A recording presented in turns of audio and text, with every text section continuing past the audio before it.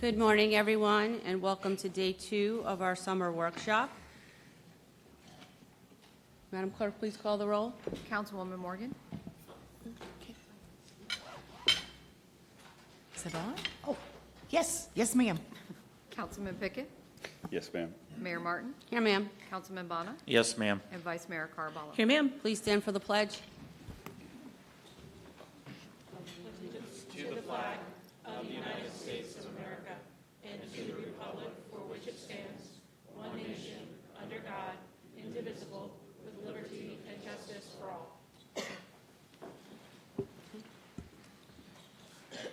I have 3 people signed up for public to be heard. Sean Mitchell.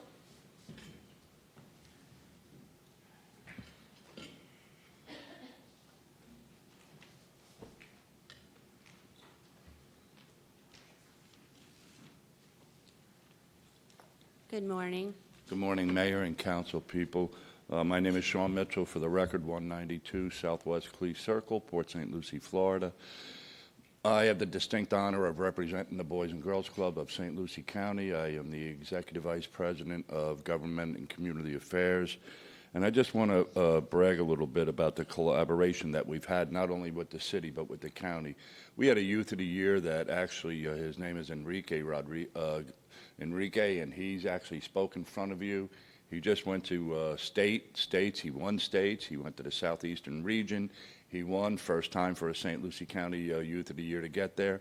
And he had the distinct honor this weekend with our CEO, where Coca-Cola and the Boys and Girls Club of America invited him up to the soccer game that was held in the Meadowlands in New Jersey on Sunday. Not only was he a flag bearer, but he had a tremendous time. So it's just great futures do start here in St. Lucie County, and club kids need you, and you need club kids. And just an additional thing, we have a mobile club that's worked diligently with Port St. Lucie this year, and they're award-winning. And what they do is go to some of the parks that we have here in Port St. Lucie, and they just have all kinds of events for families and kids to get together. And the majority of those children are ones that are homeschooled. So not only does it give them the ability to interact with children and youth at their own age, but they learn fantastic things. So I know when I was an elected official, the 3 greatest words you love to hear is an in conclusion. So in conclusion, thank you so very much, and thanks again. Thank you so much. Sean, really quick, when does Enrique go to Nationals? Because I'm watching that He'll be day. up in New York City October 1st. October 1st. Thank you. Thank you. Awesome. Ms. Goldberg?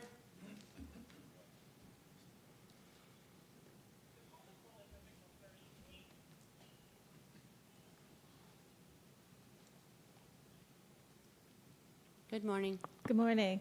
Diane Goldberg, 6470 Northwest Volusia Drive, Port St. Lucie. And I appreciated what a wonderful program you had yesterday, and how everyone who works for the city does such a great job. I would hope that some of the pictures of the retention ponds and the canals that you had were just renditions rather than the actual picture, because all of them had the grass right down to the water's edge. And I am hoping that this will be something that you will change, because the cost of the repairs, of the erosion, and all the pollution that runoff goes in from the grass areas is very expensive to take care of. When you start with the native plants around the area, the living shorelines, having a littoral zone instead of it being deep from the beginning of the water's edge, makes sure that you don't get that erosion problem. It absorbs all the nutrients and beautifies it to the point where people love going over there and seeing all not only all the flowers, but they see all the birds that are there, the fish in the water, once in a while an alligator, but I've even seen otters in the water. It is fabulous, the wildlife. People really love doing that. You cannot make little parks out of all of them because some of them are behind people's homes. But right now, you have to worry about your expenditures, and as much as people say that this is the main thing they want, these parks where they can walk around and enjoy seeing everything around Port St. Lucie, and you've spoken how you want with it, these areas within 10 walking minutes of where people live. It can get very expensive, and these are the kind of things that you may have to cut because it is not urgent needs for the public.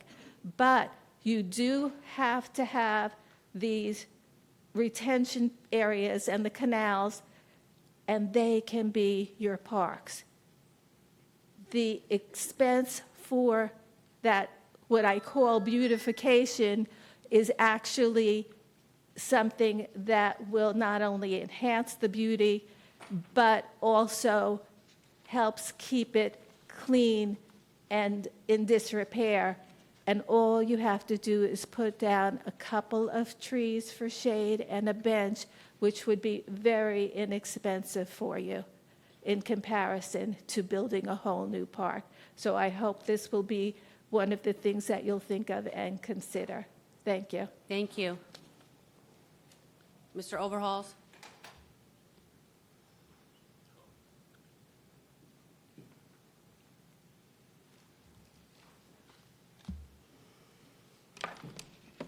Good morning. Peter Overholtz, 3885 Southwest Rosser Boulevard. I've noticed some important items on the agenda for today. First of all, City Council is issuing a lot of debt for 26, 27. You projected carrying $765 million in debt. However, I'm a little confused because on page 11, you list $549 million. That being said, there's a $216 million difference. Those numbers don't match up. But if the debt is $765 million, then from what my people have told me, it's the highest debt level in 8 years. Also, most surprising is the $600 million investment portfolio, along with the 4% reserve you have. With over $30 million in budget overruns on Floresta, Westmoreland, Torino, and the Gatlin's roundabout, instead of issuing debt and being over-leveraged, it might be prudent to have some of those large reserves used for that project. I also realize that you're going to be voting on the millage. I would encourage the City Council to review the rollback millage rate, which would give every citizen some well-needed tax relief. Thank you. Yes. Just have some comments. Mr. Overhauls, thank you for your comments. I just would like to note that I know that you were here early in the morning and you left shortly after. If you would have attended I don't know if you were able to attend.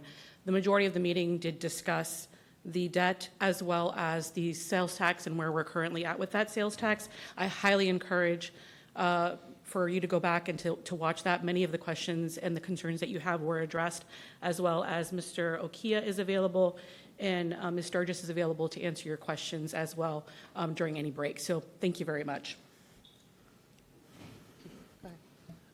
Yeah, I know we're going to be discussing the millage rate a little bit later, and but I did want to start the day kind of talking a little bit about this because there's a lot of talk about rollback rates now.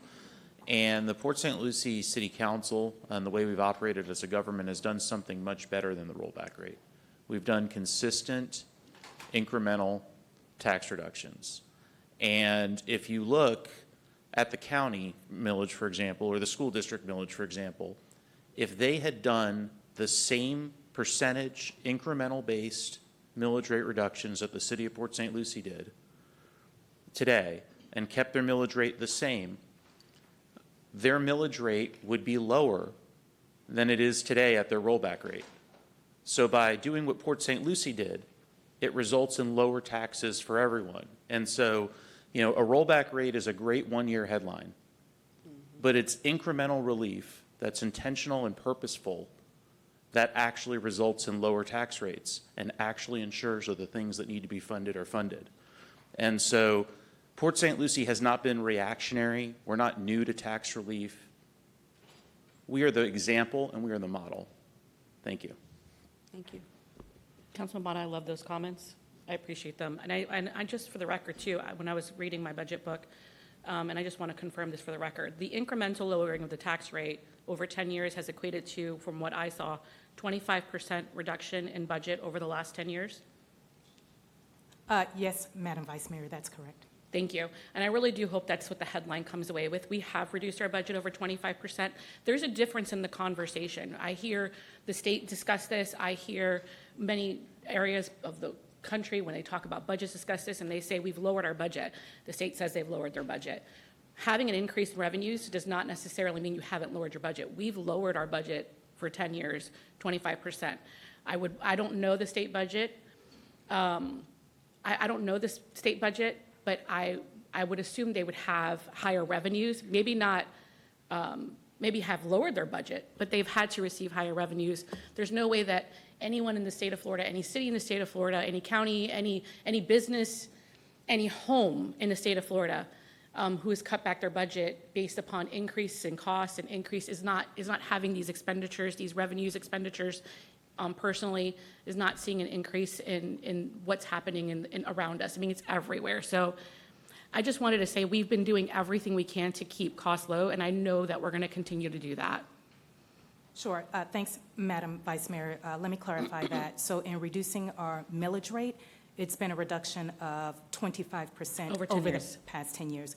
So in reducing the millage rate, we're reducing the amount of revenues that we're collecting. So by reducing that revenues, that's an essence of a reduction of a budget. But I don't want to misinterpret that the budget has been reduced by 25%. It's the millage rate that Correct. has been reduced by 25%. Correct. And then that would have also leaned into the conversation about waste. So if we would have kept that 25% in additional revenues and not given it back to the residents who it should go back to, then we could have, I mean, honestly, we would have finished a lot more projects, but we recognized even back then, you know, we have grown, valuations are going up, and therefore the residents deserve to have some relief. And so, and I think your comments in regards to the headline is point on, Anthony, point on. I mean, we could have a one-year headline, but the truth of the matter is that the city has been doing this year over year. So, thank you. I could be wrong, but I don't think you could look throughout Florida and find another municipality, at least as large as this one, that's reduced its tax rate for over a decade. And so that's really what we're faced with today. You know, that's how we arrived at having the third lowest city tax rate of the top 20 largest cities. It wasn't a one-year rollback rate to get a headline. It was being intentional. And so I think that context is important in this conversation. And the debt conversation is important too. So we've reduced our debt by 44%. But we've talked long and hard about how going forward in the future, well, number one, just because you have debt, that doesn't mean it's a bad thing. And going forward in the future, we are going to be issuing debt because we have significant projects that have to be paid for, whether it be in the utility, whether it be for infrastructure projects as well. And the whole idea about taking out the debt is, one, because the costs are considerable and we need to do that because we don't have a pot of money of $100 or $200 million sitting around to pay for all the things that we need to pay for as a growing organization. But also, we don't want our existing residents to just have to pay for the debt. We want everyone else who is moving in to share in that as well, because of the way that the growth has affected us. It's because of the growth that we've had to do all these infrastructure projects, and we've had to talk about expanding our utility and talk about addressing stormwater projects. So that is the reason why we are going to be going out and issuing debt in the future. It's not because we just want to for the sake of it and it's a fun thing. It's because it's what's necessary in order to move our city forward. Other places, other municipalities, other counties have not done so and been forward-thinking in planning for the future of their municipalities or their county organizations and governments. And look where they are. There's no projects getting done for the citizens. Some of them hold money in a pot and wait years and years until they have money for one project. And we know that if you only do one project, you're never going to get anything done. And that is why we leverage all our resources in the city and have been able to reduce our debt, making sure that we're paying things off early when we have the opportunity, making sure that we have been reducing our millage rate. So you can't just say there's one thing and then it's all in a vacuum. There's many things that have to be done and many investments that have to be made and many leveraging of resources that has to be done in order to get projects done that are a huge benefit to our citizens, both now and in the future. So I just wanted to make that clear, because just talking about debt and acting like it's a bad thing is not accurate. Mayor, I think the other point, to going back to the comment that was made regarding Floresta, we made a promise to our residents. We have 2 phases completed. We're in a 3rd phase, and we really needed to complete that phase. So, and also since then, if you think about it, we went through COVID, we went through wars, and we needed to address, and so the cost has tremendously increased since then, since we started these projects. So really, Floresta needed to be completed. Yeah, and again, I mentioned it yesterday, the topic about budget overruns, it's not a budget overrun. It's all the things that you just mentioned. We started a project, Floresta is the perfect example. And when we went into that project, which is a half-cent sales tax project, we had an estimate of what it was going to cost. 26 million. I'm sorry? 26 million over 3 phases. 26 million over 3 phases, right. And what's happened? COVID, inflation, the economy, costs have gone up significantly, access to getting materials. Everything that has happened in our national market has affected every single thing that we do as a city organization, just like it has affected what happens in our homes and go to the grocery store and go to the gas pumps.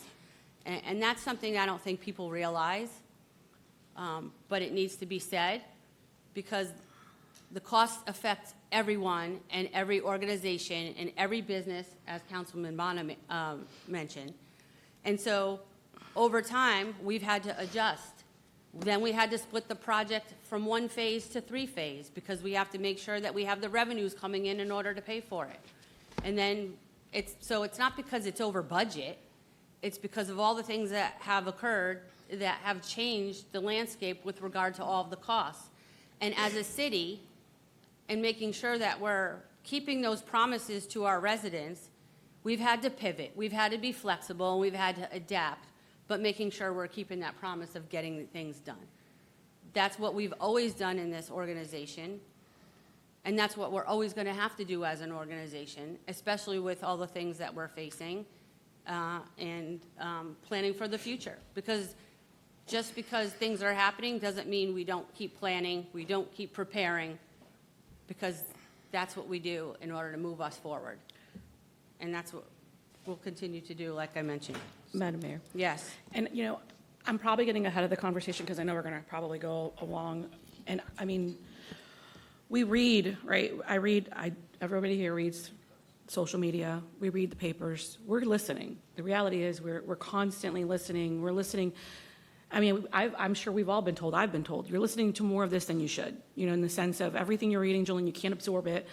You have to try to not take that in so much and kind of look at the bigger picture. And it's hard because you don't get into this position because you don't want to help people. You get into this position because every one of us has a passion to want to help our community. And I think the reason that when we have this discussion about, and I've just seen the comments, fear-mongering and these things, I think the reason is when we're sitting here, we know what has happened. We know how hard it's been to do these projects, to make these things happen as we have a growing city, and we have to be able to fund the expansion of our police department, and we still haven't gotten to the level of staffing that we need even in that department. And then on top of that, that comes out of our general fund, and we have all the other departments that we also need to fund, Public Works, your parks, and everything that goes down. And we look at that and we're like, oh my gosh, like, how are we going to be able to keep that level that the public is expecting and desires, when the reality is that the funding levels of the conversation do not match. So I'm just encouraging, I'm not here, look, we're all adults. If you are 18 and over, you are going to be able to vote in this election, and you are an adult making an adult decision. So I'm not going to sit here and lecture people about what's going to happen. I'm just going to ask, can you ask some questions? Just ask some questions like you would in any other situation. You know, the question that I've had, and these are questions I've asked, and I continue to ask these questions. When the conversation started about waste, and waste was identified, and I could use an example locally. The waste that was identified was over a 6-year period. So that equated to, hypothetically, was it $46 million over 6 years? I don't have the headline in front of me. But clarify, that was the county budget. Correct, that was the county. That is not our budget. That is correct, that is correct. I'm trying to, I don't want to necessarily call names, but I need to use an example. So it's about 46 million over 6 years, correct? So this is my question. If that number is accurate, we're going to go with the number being quote-unquote accurate, even though we don't know if it is. From my estimations of what I'm hearing of the county, they're looking at approximately in year 2 over $100 million loss. So if you take 46 divided by 6, what does that give you? And if you're equating $100 million, there is a large delta between the potential waste that there is in the conversation versus what the actual cut's going to be if this was to go forward. So that's my question to the public is, if now we've gone beyond waste, what does that look like in services for your local community? And that's it, just ask, and then see how that impacts you personally, and then vote accordingly how you feel.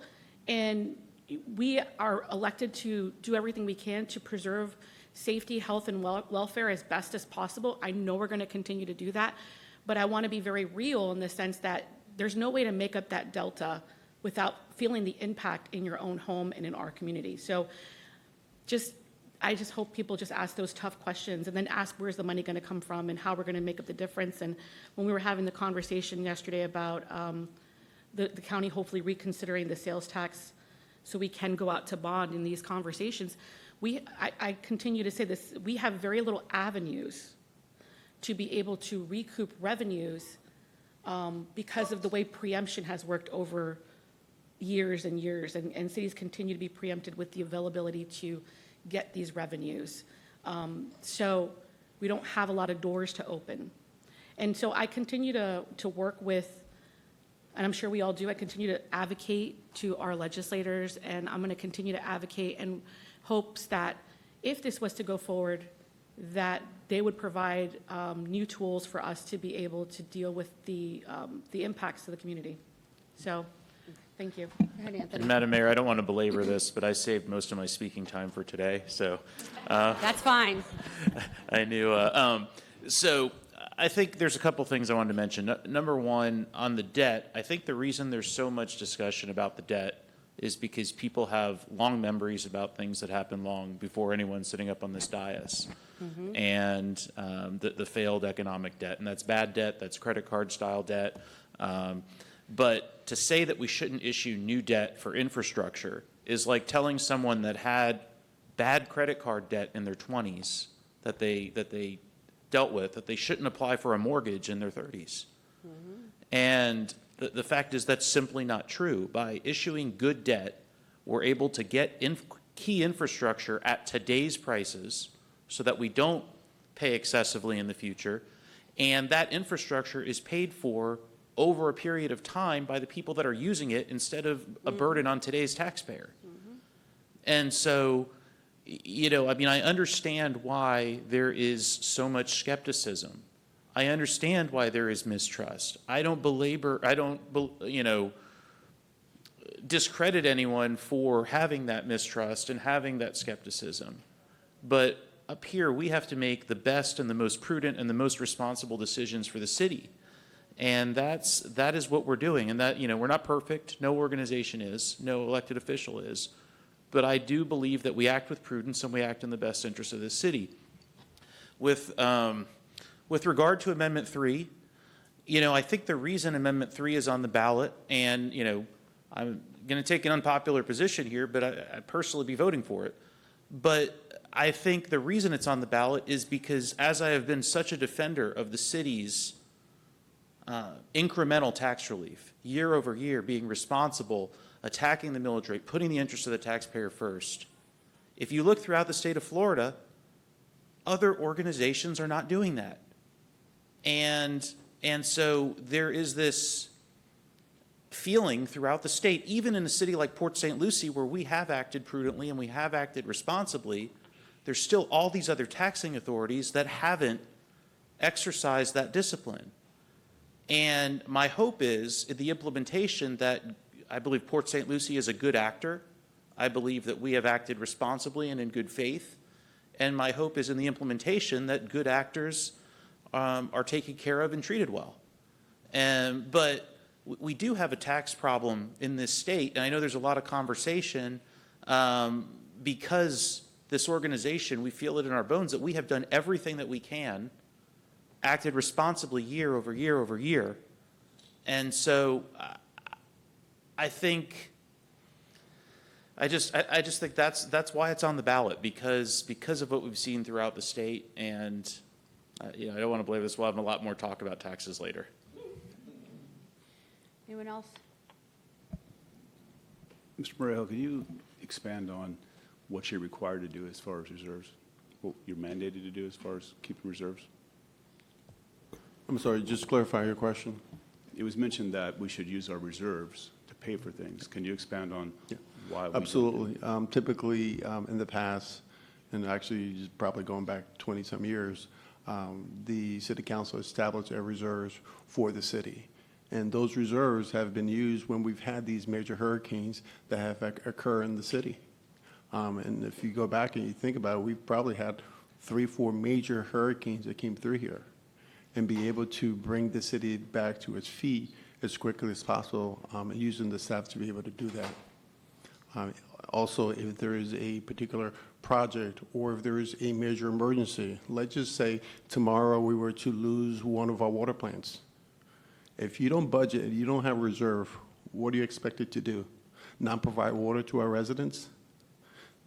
That's huge, but the potential's there. What happens if you lose a major roadway in our city or a bridge? If you don't have reserves, what happens? Not do the project? So those are typically what the reserves are used for. Thank you. But it even goes beyond that. So let's talk about governmental accounting standards. Let's talk about our bond ratings. Let's talk about if we don't have reserves and we don't follow best practices in governmental accounting standards, what does that do to us as an organization financially? Caroline, Steve, anyone like to care to talk about that? Because that's very important. Also, in terms of having money for projects, God forbid we have things happen. Right. We have regulations that have to be followed. Absolutely. Thank you, Madam Mayor. So being an award-winning organization, we are also guided by principles. We do follow best practices. One is through the Government Finance Officers Association, where it is a recommended policy to set a reserves benchmark. For the general fund, it's at 20%, meaning that if there's something that happens, you're still able to operate government for at least 2 months. In answering your question directly about how does it impact our debt, it's just like taking out a mortgage. How do you look on paper? Are you, if you happen to lose your job, do you have enough money in your savings account to be able to pay your mortgage?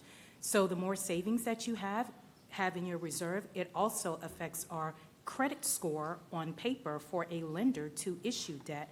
So when we are practicing good financial discipline, we are able to lower our interest rates, which in turn ends up being a savings to our taxpayers because we're borrowing money at a lesser rate. And Steve, can you talk about it from an investment standpoint as well, and give us your comments? Because I think this is really important for the public to know. Yeah, currently right now our reserves are being invested, And that interest over time goes to help alleviate some of the burden that we have in the future. We're able to, here and there, we're able to capitalize on a spread, if you will, based on the amount of debt that we issue and based on how much we have in the bank. So that spread comes out and it compounds year over year and adds to the bottom line. Thank you. And we're going to be going into our investment review in a few minutes. So I'm sure we'll have more to talk about that with John here. So go ahead. I just wanted to also, because, sometimes things happen and it's been years and people forgot, so in 2016, when I got on this council, that was a huge discussion. Reserve policy was like one of the things that was the question I was even being asked from the public, what are you going to do about the reserve? Our reserve policy was well over 30% when I was on this council in 2016. And when the new board was elected, that was one of the first things that was changed, was a actual policy that we went and slashed almost half, more than half, at 17%. And then because of the bond issues and because of the concerns of the ability to borrow, it was advised to go to 20%, which we've held 20% for the general fund since we've been on this board. And it's by policy, which this is why we also have been able to get some of these projects done. By policy, anything above 20% today, the city manager at this meeting has to present to the council. This is how much we have in excess. And the council has to make the decision of what we're going to do with that excess dollars and that assignment of those dollars. And we can go back to previous years and you can see the projects that have been done at this budget workshop and completed based upon that policy. And I can tell you that even staffing wasn't addressed in the policy in any of those positions, because I remember the advice from the city manager previously and today is these are for one-time uses only, project specific. And I mean, so we've had a very aggressive position on our general fund. And then I know we carry higher reserves for our enterprise funds because when you look at the building department as well as the utility department, those have to deal with emergency circumstances, which I think you were saying. If we have a major hurricane, we lose a major main of some kind or something, we have to be able to go in immediately. We can't wait for FEMA because FEMA is not going to reimburse us for 3 or 4 years. More. We have to have the money to be able to go in and deal with that at an emergency level, which infrastructure at utilities is so expensive, talking into the millions and millions and millions of dollars instantly. And I see, Stephen, you want to lean in. I don't know if I'm missing anything. No, I just wanted to add into, by having those investments, they allow us to incrementally reduce the millage year over year.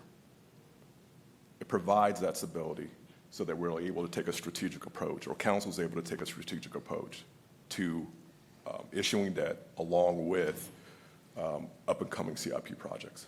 But here's the thing, as the conversation has evolved, I can only speak for myself. I can tell you that I welcome this conversation because, again, we just talked about time.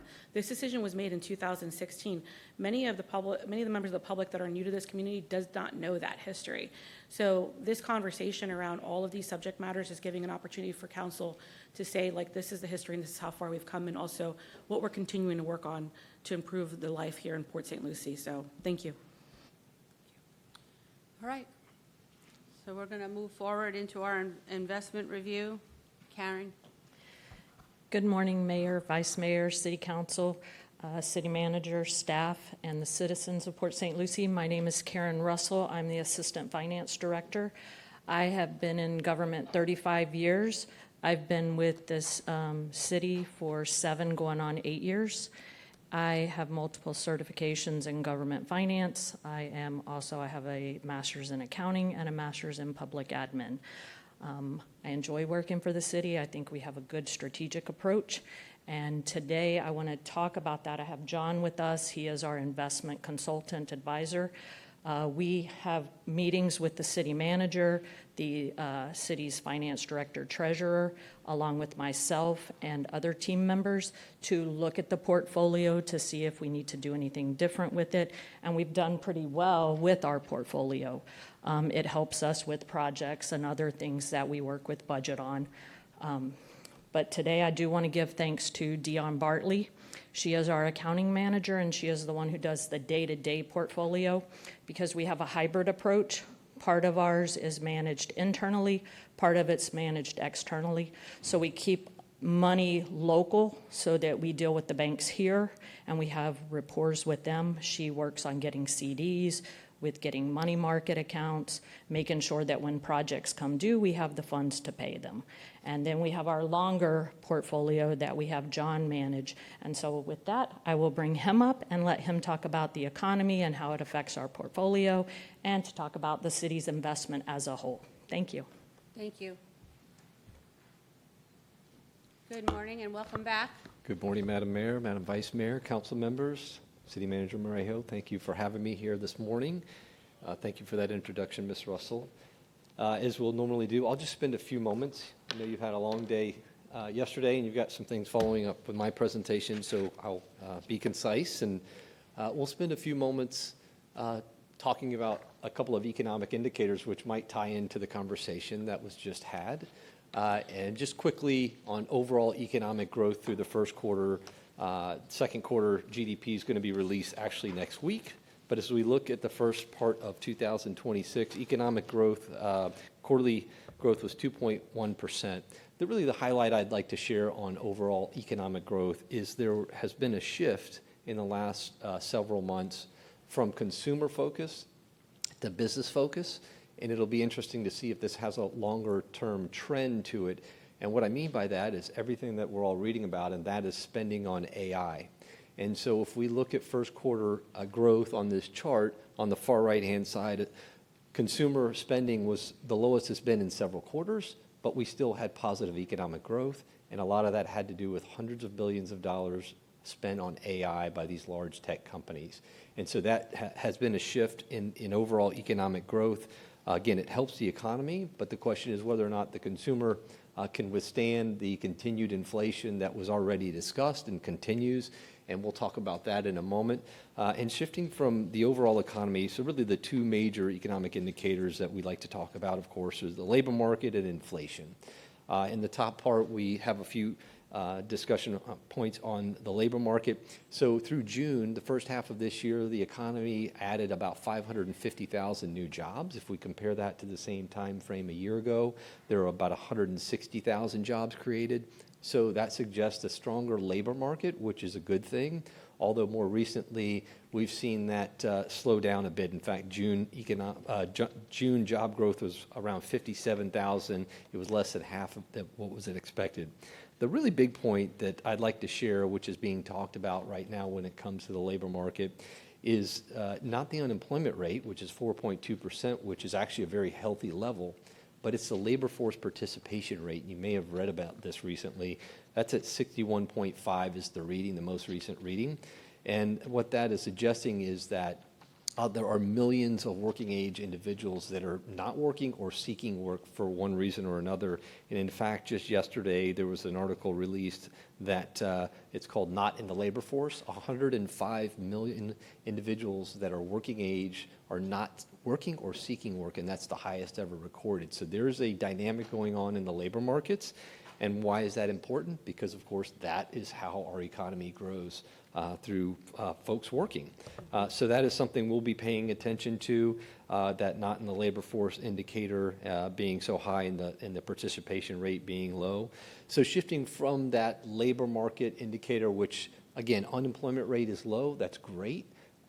Participation is low, not so great. That will certainly be something to focus on here in the second half by the Fed and others as decisions are made on monetary policy.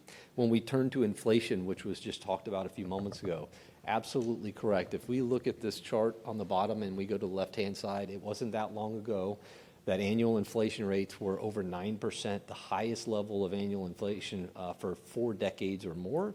And it didn't just come down quickly. It took several months and a couple of years to get back down to these lower levels, and we still have not reached the Fed's target of 2%. We got down into the mid 2% levels last year, as you may recall, on a monthly basis. This is released, and these are annualized.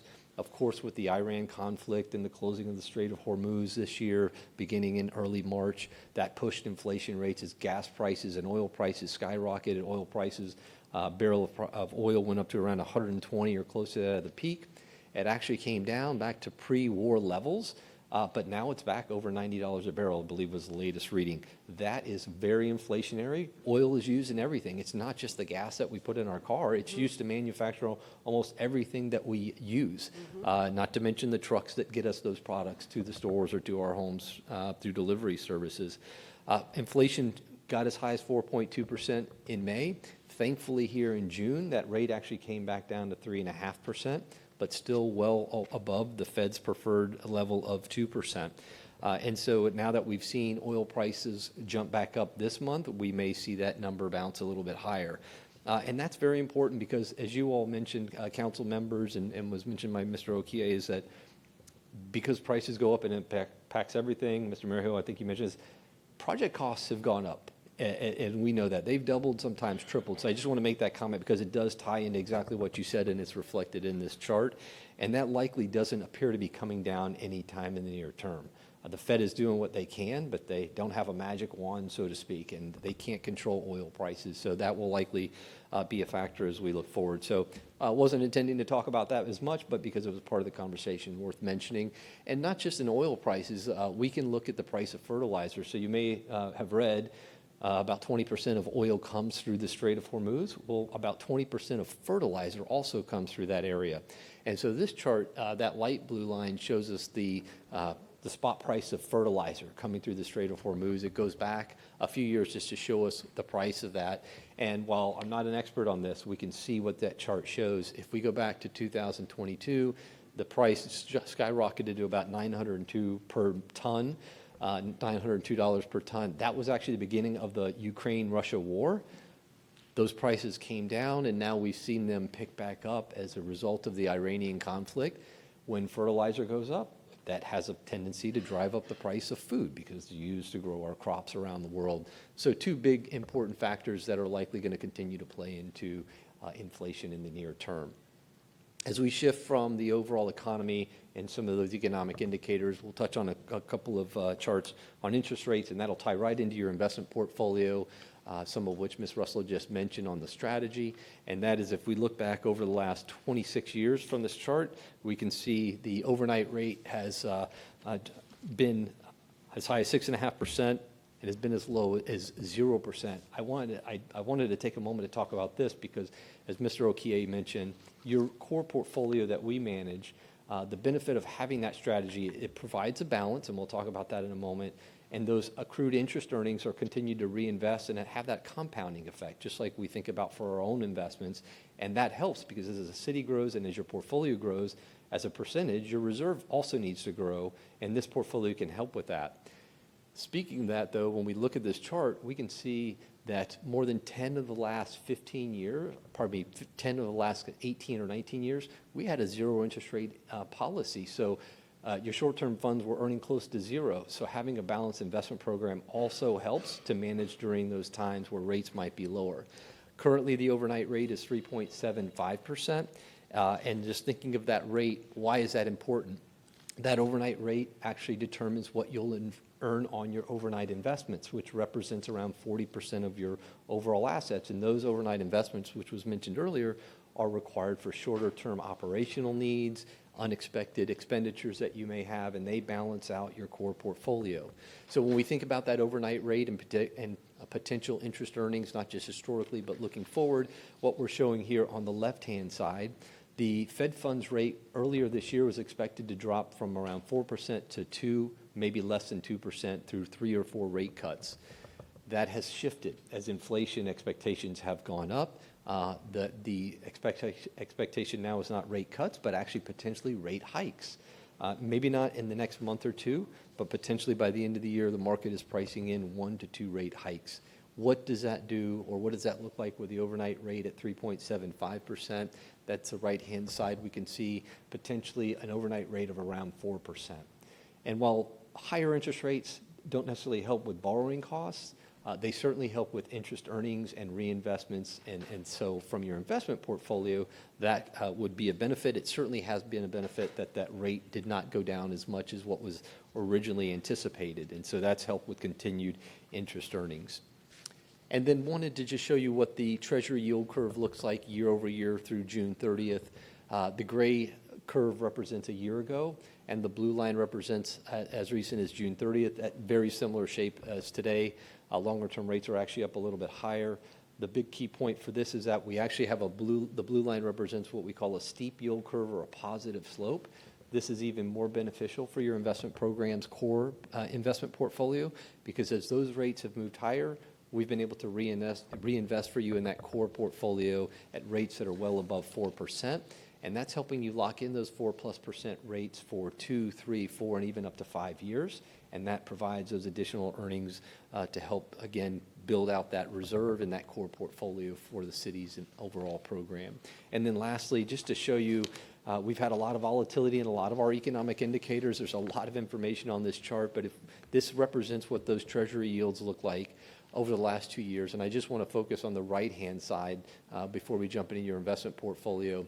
As recently as the end of February, we saw rates drop by 80 basis points plus over the prior 12-month period. Again, as thoughts were that the economy was going to start to slow down, and so rates came down. You can see that 3.50 and 3.38%. That was the 5-year and the 2-year Treasury rate back in late February. Since then, we've moved higher by as much as 85 basis points in the Treasury rate. So again, rates higher mean that we can reinvest at much higher security rates for you for your core portfolio, and then keeping that overnight rate where it is or potentially moving slightly higher helps with interest earnings on your liquidity funds. So that's a summary of your investment, of the economic update. Let me pause, see if the council members or if anyone here has any questions or thoughts for me. Any questions? No? Okay. The next presentation that we'll talk about just in the next few minutes is a review of your overall investment program, and thank you for your help with that. So as we think about the city's investment program, you maintain, as I've mentioned in the past, but always worth repeating, it's a very diversified investment program. It's very balanced. The strategy has intent to it, and that, again, is to follow your primary investment objectives of safety first, making sure you have liquidity to meet both short-term, near-term, as well as long-term reserve needs. And that is with this balanced approach. So again, about 40% or so in liquidity funds, which we'll see here in a moment. You maintain about 15% in this mid-term strategy where you have securities laddered out between, call it 3 months and 1.5 years. And then your core portfolio that we manage, which has about a 2.5-year average maturity. And that's what we're showing here on this chart. And so a few characteristics of your core portfolio. Again, think of this as reserve funds. The average maturity or duration at the top of that top right-hand chart, 2.5 years. That's been the targeted duration for this portfolio by design. The book yield of the portfolio, so going down a few rows, book yield actually increased from 3.83% to 3.97%. That's good news because, again, as interest rates were going lower but have now moved higher, we've been able to reinvest at yields that are on average above 4%. That's helping increase that. When we think about this portfolio for the last 6 months or so, we've reinvested about 25% or so of the portfolio. So lots of numbers, but let me focus on the maturity structure. If we look at this and we look at the 1 to 2 out to the 4 to 5 year area, that is where this portfolio is structured by design for, again, longer term needs and reserve funds. If we look at the right-hand side of that maturity chart, we don't see much invested there in this portfolio, and that's because that's where your liquidity funds are held. So if we look at this all together, that's what provides that balance for the overall investment program. I also want to mention, to follow up on Mr. Okie's comment earlier, interest earnings in this portfolio are important. We're able to earn what the market gives us, but by having a strategic approach to this and not trying to time the market or move funds into one area or another at any particular time, but by being disciplined, you're able to take advantage of these moves in interest rates. And over the last year, remember, from your fiscal year beginning October 1st through February, interest rates had actually gone down by 50 basis points or so. Mm-hmm. And then they've come up since then. So we've had this volatility. Meanwhile, this investment portfolio actually earned 85% more in net income than it did your prior fiscal year, the first 9 months. And again, I mention that because we're taking advantage of what the market's giving us, but it also goes to show how the city's using this balanced investment program to help with that and those additional interest earnings will help you with your reserve balances over time. If we look at the shifting from just the core portfolio, and I'll finish with this slide and, of course, answer any questions or discussions that you'd like to have. This is a snapshot of your overall investment program. And what I want to first highlight is that you are compliant with your investment policy statement, as well as with Florida state statutes, which govern the investment of public funds here in the state of Florida. Again, that balanced approach, you have around 40% in bank deposits in local government investment pools. Those are money market fund strategies for you. And again, the balance is laddered out anywhere from 3 to 6 months out to 5 years in various investments. All fixed income, very important to mention, these are fixed income investments. They are A-rated or higher. A third of the portfolio is in U.S. Treasury, and then the balance, a smaller portion, is in corporate notes, and then a small amount in municipal bonds as well. So if we look at that, you can see the allocation here on the left-hand side, obviously represented by the pie chart, and that is what's provided the liquidity that you need, but also remaining compliant and helping with those interest earnings over time.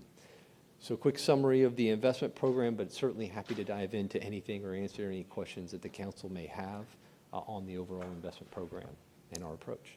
Thank you so much.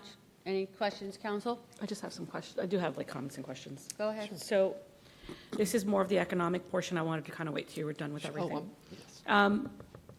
So when we look at inflation and specifically what we've dealt with locally with inflation, I can't prove this because I'm not an economist, but when we look at the cost for roads and post-COVID, the ARPA funding came out.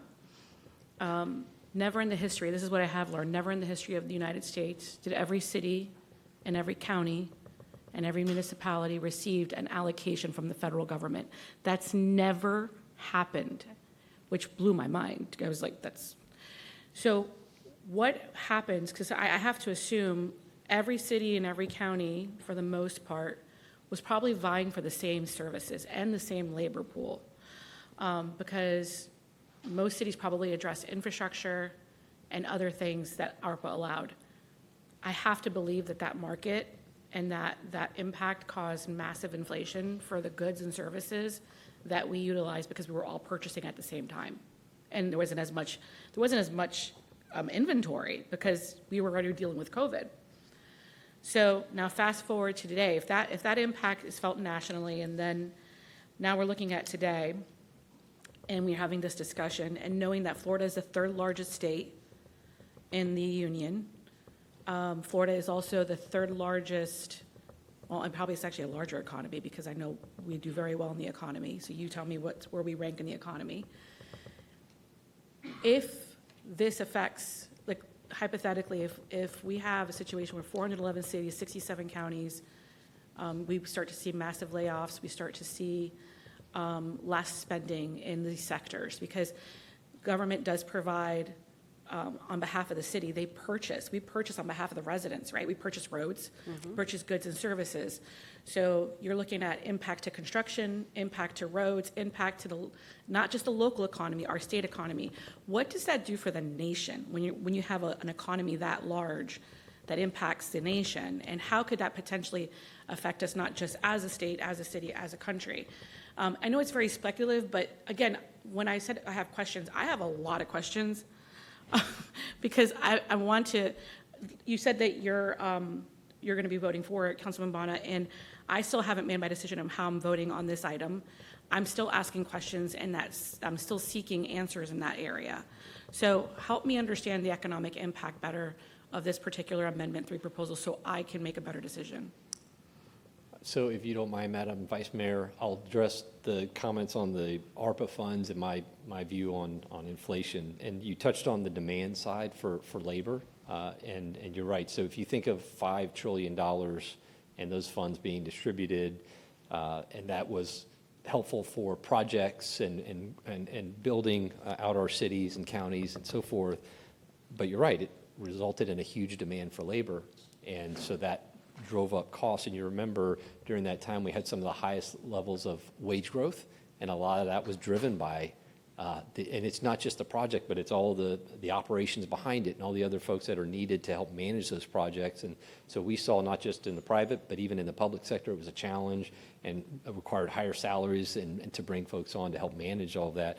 The other side of that, though, is also the fact that those funds were distributed. And so when you create that amount of money and that amount of liquidity, that also creates inflation as well. And I'm a big believer that's why we saw inflation go up to 9% on an annual basis and take a while to come down, because you had all this demand, but you had also all this new money that was put into our economy all at once. And so all this money, it's like, think of an individual, you get this big pot of money, and now and by the way, not only do you want to spend it, you had to spend it by a certain time, right? So you had to go out and spend it. To me, in my opinion, that was a big factor of why we saw that inflation. With regards to looking to the future and demand, and the council, you talked about that before I came up here, regardless of what our economy is doing, as local governments in particular, we still need roads, we still need schools, we still need those things to function as government. And so you're kind of beholden to what the economy is allowing you to do. The economy has actually, I think, done a lot better than many thought coming out of COVID and not having a formal recession, but it has been challenging for the consumer, and I think it will continue to be. And that ties right back into the inflation part of that. And you're right, with Florida being a larger market, from what I read, I'm not an expert on this, so let me make sure I comment on that. But from what I read, the shift from a net, massive migration to Florida has slowed down. And that's happened, and now we're seeing this shift of population that's different than what we saw in COVID, and that's likely natural, just as things change. But when we look forward, I think inflation is going to be the biggest. I'm a big supply-demand person, and so I think if costs continue to go up, you're going to have less demand for that. That potentially could bring prices down, although it hasn't done that. But that could have been artificially done because we had a massive amount of liquidity a few years ago. I agree with you. I think it's going to be, I don't want to say interesting, but just to watch how the economy responds, and then more importantly, if this was to pass, like if there's less demand and it's to that massive scale, does pricing begin to, correct itself? And I don't know how much we can change that needle or not. Right. And like you said, I haven't seen it change since we've had this massive inflation. So that's my concern. Right. But I appreciate the conversation, and and I'm going to have more questions in the future, so I would love to reach out to you, because I want to make sure that as I'm looking at this from a voter's perspective, from my personal perspective, that I'm looking at all of those aspects, because the economy is a big one, especially the local economy. Yes. And it's going to be, I think you'll feel the impact too in those areas, unfortunately. Thank you. Anything else? Just one I didn't Sure. mention this during my presentation, that it's the reason when we meet quarterly with Mr. Morejo, Mr. Okie, and Ms. Russell and the team, we have in-depth conversations about this strategy, and it's very important, and it likely will be even more important as we look ahead, especially with the legislation that's been passed. And so know that we're here, and we'll have those conversations to ensure that you still have liquidity, and we'll look and make sure you have the best strategies in place to continue moving forward here at the City of Port St. Lucie. Great. Thank you so much. We really appreciate your presentation. Thank you for your partnership. Thank you. All right. Next, we are going to move into our state legislative update. Kate? I just want to welcome Chris Carmody to the podium. Thank you, and we're very grateful to have Mr. Carmody's leadership in the state legislative level. Mr. Carmody has served us well for many years as the city's lobbyist, and has really helped to bring forward our appropriation requests, working with our entire delegation. So I know we're very grateful for Chris to make the drive down here this morning to be with us. We were planning on having Mr. Carmody come in August, but we thought, and at the great suggestion of our city manager, it'd be helpful to talk about it now, given the focus on property tax reform that occurred this last session, since that's a big focus of Mr. Carmody's update, as well as discussing all the other bills that passed, because as you know, we are dealing with some legislative impacts today that have already passed this session, as well as other changes. We want to make sure that the mayor and council are informed of all of those new changes in legislation, as well as the city team, and to have a clear-eyed look at what we have, what has occurred and what is likely to occur in the future. So thank you, Mr. Carmody, for coming this morning. Of course. Good morning, everyone. Morning. All right. Well, we'll get right into this, and obviously there's time for questions at the end, but if you see something you want to ask a question on then in the slide, don't hesitate. These are all obviously available, so you can keep them in those notes. So as a result, I will probably breeze through some of them, knowing that either you already know it or you have access to the slide if you want to dig in later. More just to keep this going, as there's, I know, some questions and pressing issues you want to get into. So we'll go right in. All right. I bet this is a picture of me. Our marketing team helps put it together, and I'm sorry for all those words up there. That's them. But we stand by it. We work hard. Okay. When we do a presentation like this, as every year, we like to talk about who the players in the room are. I'll go through this quickly, but it kind of helps to understand what happened if you know who was in the room there. And we'll start with our delegation, right? We have a great delegation. You can see them and their names and faces up there.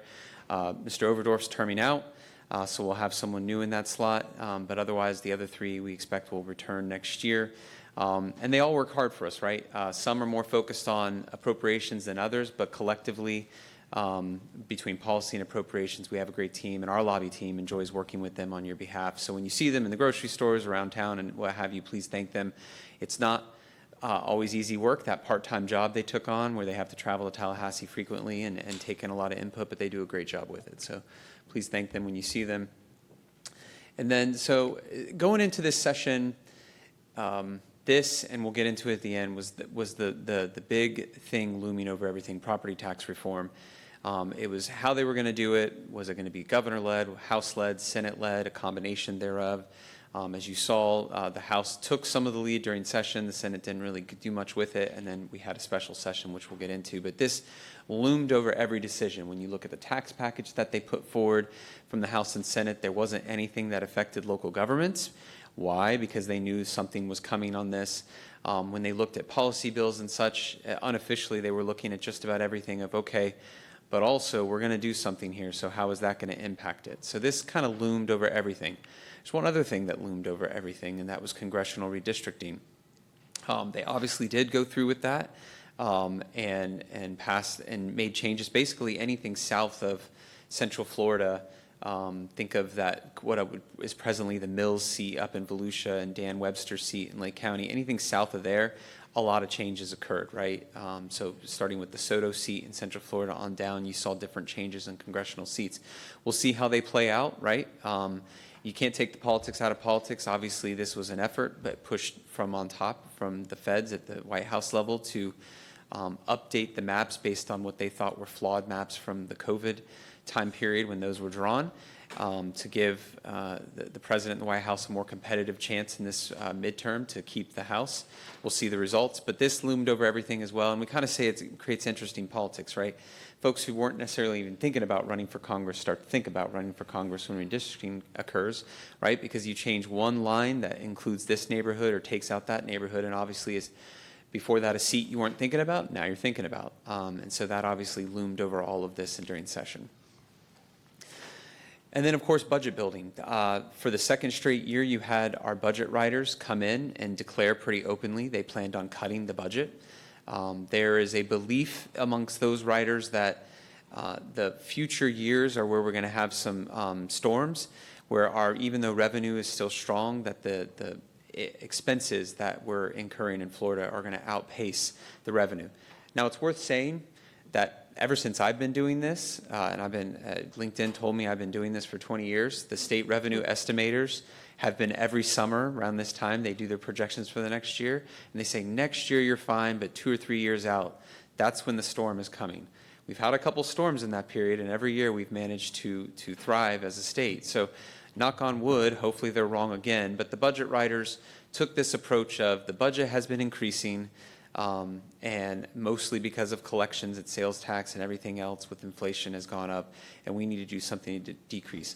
Could it also be that they knew that they were going to do something on property tax, and it would look a little disingenuous if they have increases on their budgets and tell everyone else to decrease it? Maybe. I'll let you make that conclusion. There's a lot of theories about this, but the bottom line is they came into this session eyes wide open to everyone. We're cutting the budgets again. Get ready for that. And so that's what they did. So I was going to say, so Madam Mayor, I want to pause here for a second because, and I'm going to try not to get you in any trouble, Chris.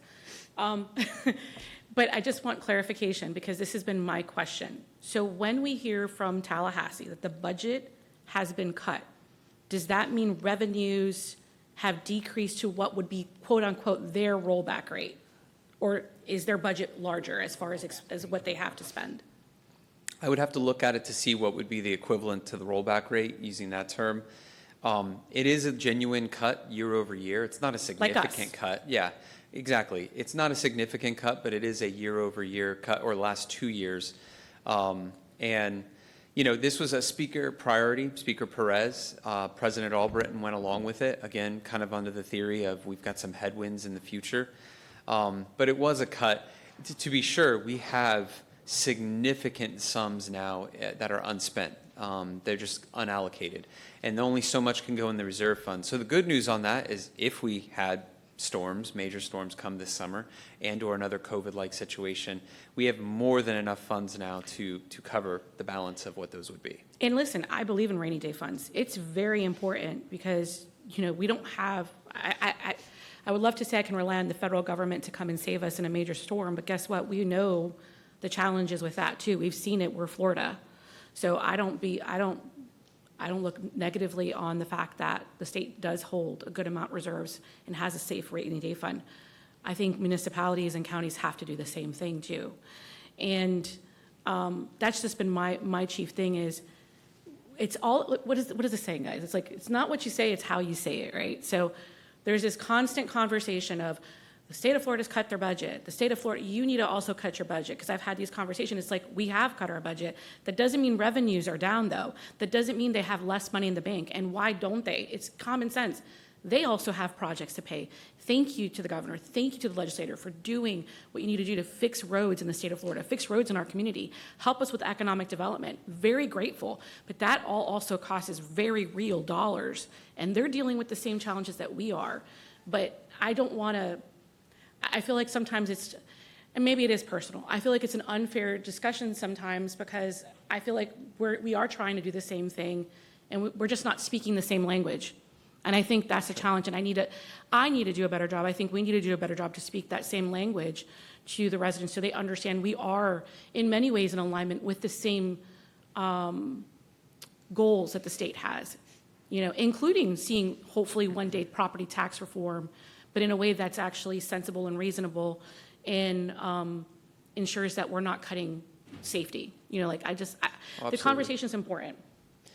Absolutely, yeah. And so, but more just to set the scene is these were the three things that were kind of like going into session that we knew we were going to be dealing with. It was going to be hanging over the heads of the budget. And we say that we take up air in the room, right? As you'll see, there's a lot of bills that pass and don't pass. But some of these big, juicy topics take up a lot of the air in the room and a lot of the conversations. I'll quickly go through the leadership priorities. We'll start with the governor. He had some priorities going into session. A little light, right? And it's not so much that he didn't have stuff he wanted to do, but this is his 8th year. He's gotten a lot done in those first 7 years. And so at some point, if you've got everything you've asked for, what else do you ask for, right? There's only so many Christmas gifts they can put under the tree. But data centers, this is when he came in. He wanted to, and we've seen this go, a dramatic shift in the politics of this particular issue, and I'm sure you all deal with it here at the city level as well.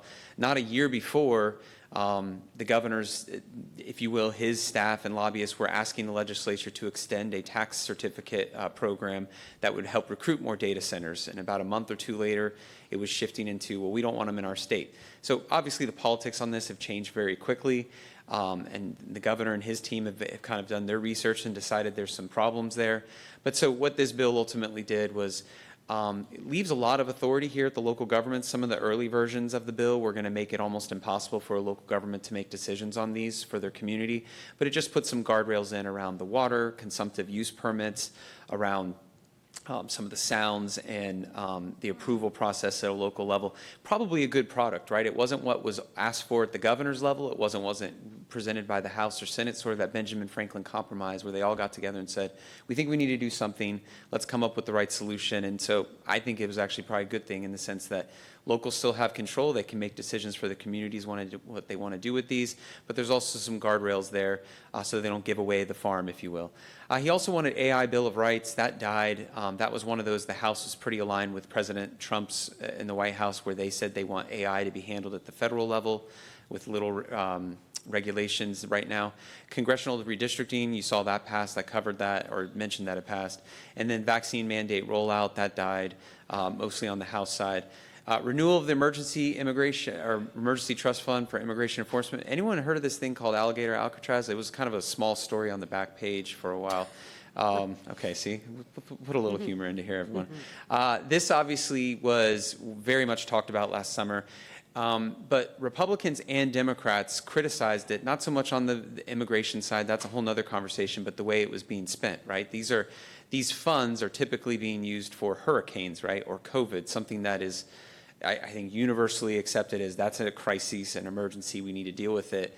But there's not a lot of transparencies. It's kind of like a cheat code on a video game. Once you plug that in, you can do whatever you want. You don't have to procure it, you don't have to public procure it, what have you. And there was criticisms on both sides. So they reenacted it, right, because you want to have this fund in place, God forbid we have a hurricane or another COVID, but they put a lot more parameters around it. So if this governor or future governor needs to spend those funds on something that they've declared an emergency, there'll be a lot more oversight by the legislature on that. The governor obviously has pushed for a federal balanced budget amendment that's ongoing, and then a state level SAVE Act. This is about IDs and voting. This is what's holding up a lot of legislation at the federal level right now, but that passed and was signed. On the Senate side, President Albritton, unfortunately, 2 years in a row now, he hasn't been able to get his Rural Renaissance bill through. He is sticking around for his final 2 years. He's one of those that got a 10-year term because of redistricting, so he's got 2 more years, and we fully expect this is something that he will push in those final 2 years. School district deregulation, this is kind of going under the theory of we've changed the rules in schooling with vouchers and everything else. And so, and if you're a former school board member, you know the school board members, it's thicker than the Bible, that the regs in our state for school districts, and then the rules for charters and private are like a pamphlet. And so the Senate has, over the last couple of years, taken the approach of, if we don't require it of the privates and charters, why do we require it of the traditional publics? And then and if they don't, then they try to cut it out or make it make sense, if you will. That died again. They got some stuff done the previous year, it died this year. And the last one, this is an interesting one. You've probably been tracking this. You've probably heard of the voucher program.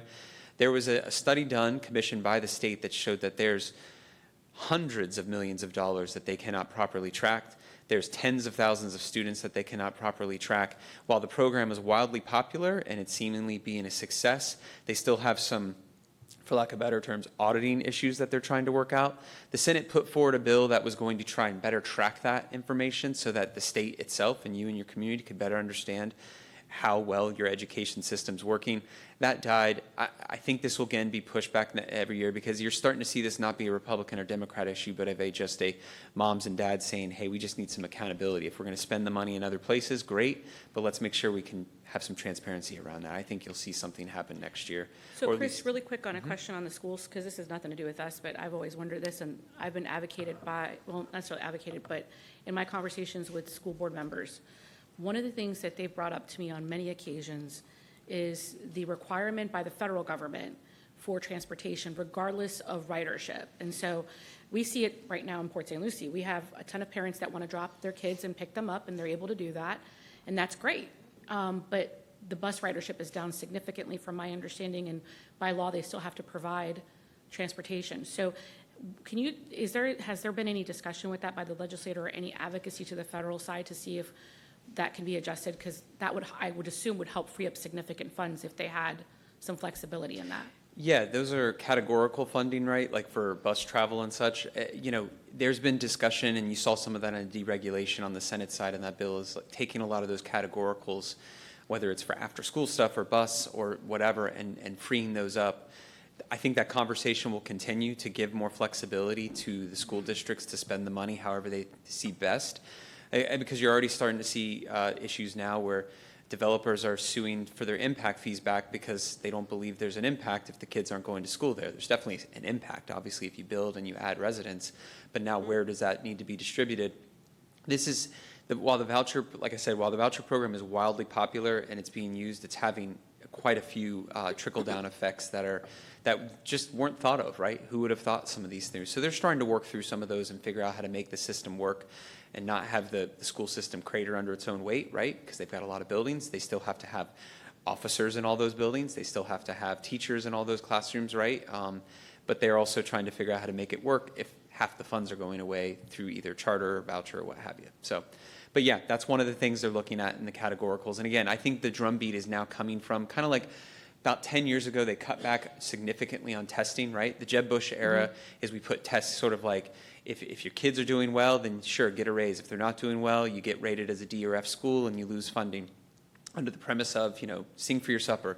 Well, they realized that the teachers were teaching to the test and they were doing testing all year. And as a result, the kids weren't learning anything. They were just stressed out. And so it was the soccer moms, if you will, and I'm using air quotes, my hands in my pocket here, but and Republican and Democrat that went to Tallahassee and said, enough is enough. Constituency politics is the most effective form. You all know it because you all see it day in, day out. I think you'll see something similar on this of like, thank you for the vouchers, thank you for the opportunity to send my kid to the school I choose, but also clean this up because it's not good for the overall system if you have all these issues and you can't track where the money's going. I think you're going to see that being a Republican-Democrat issue.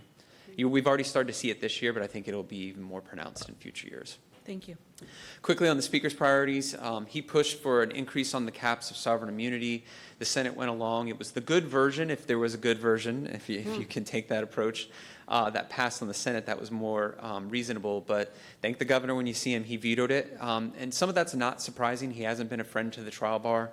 There was also, I've given some presentations earlier, said that the best thing that could happen in the city of the counties is that they're looped in on this particular bill with our hospital districts.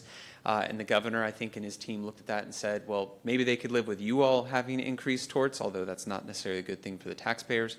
The hospital systems is where it was really going to crush them.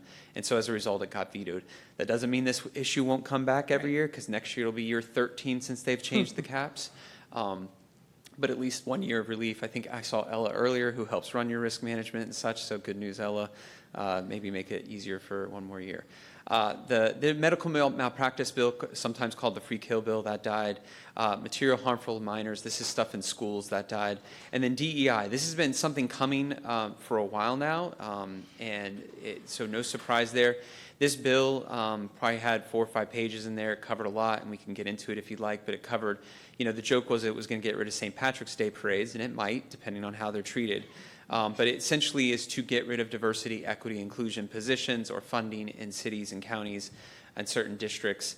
So no surprise it passed. This kind of been forecasted for a couple years now that it was coming. They did it. The devil's in the details. I heard people concerned that, we can't contract with a Hispanic chamber or an African-American chamber.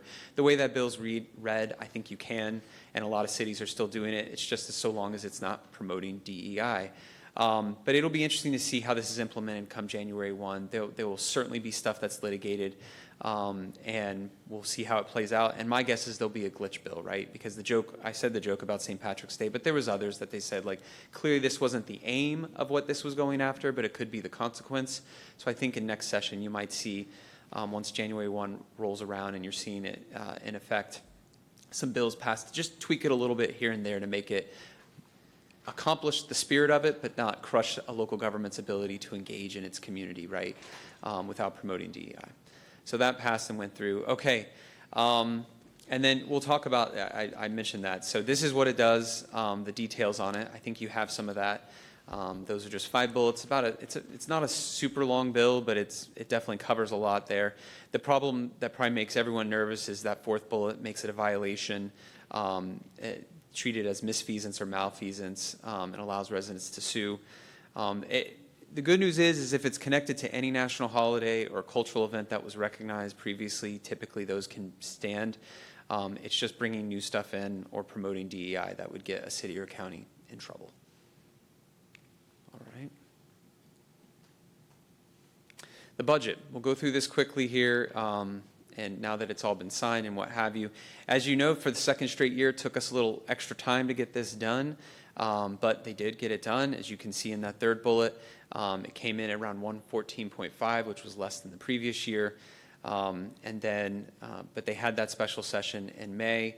Here's a little pie chart to help you kind of visualize what that is. No surprise in a state our size, Health and Human Services, that blue large part of the pie is $49 billion. Education, which goes all the way through our universities and state colleges, is $31 billion. You mentioned the roads, Councilwoman.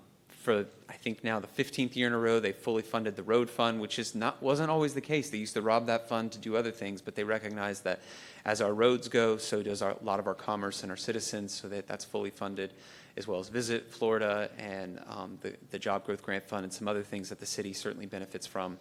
Ag and environment, that's a growing budget. Part of it is, I make this joke every year, but it's important to remind you the Hard Rock app that many have in their phone and make a little fun sports bet here and there. That funds almost all the water projects now, the revenues from that. I think 96% of what comes from that compact to the state goes directly back in, which probably means they'll never get rid of that compact because now that's their funding source for water projects. They did not cut that part of the budget. That only grows because people enjoy gambling, apparently.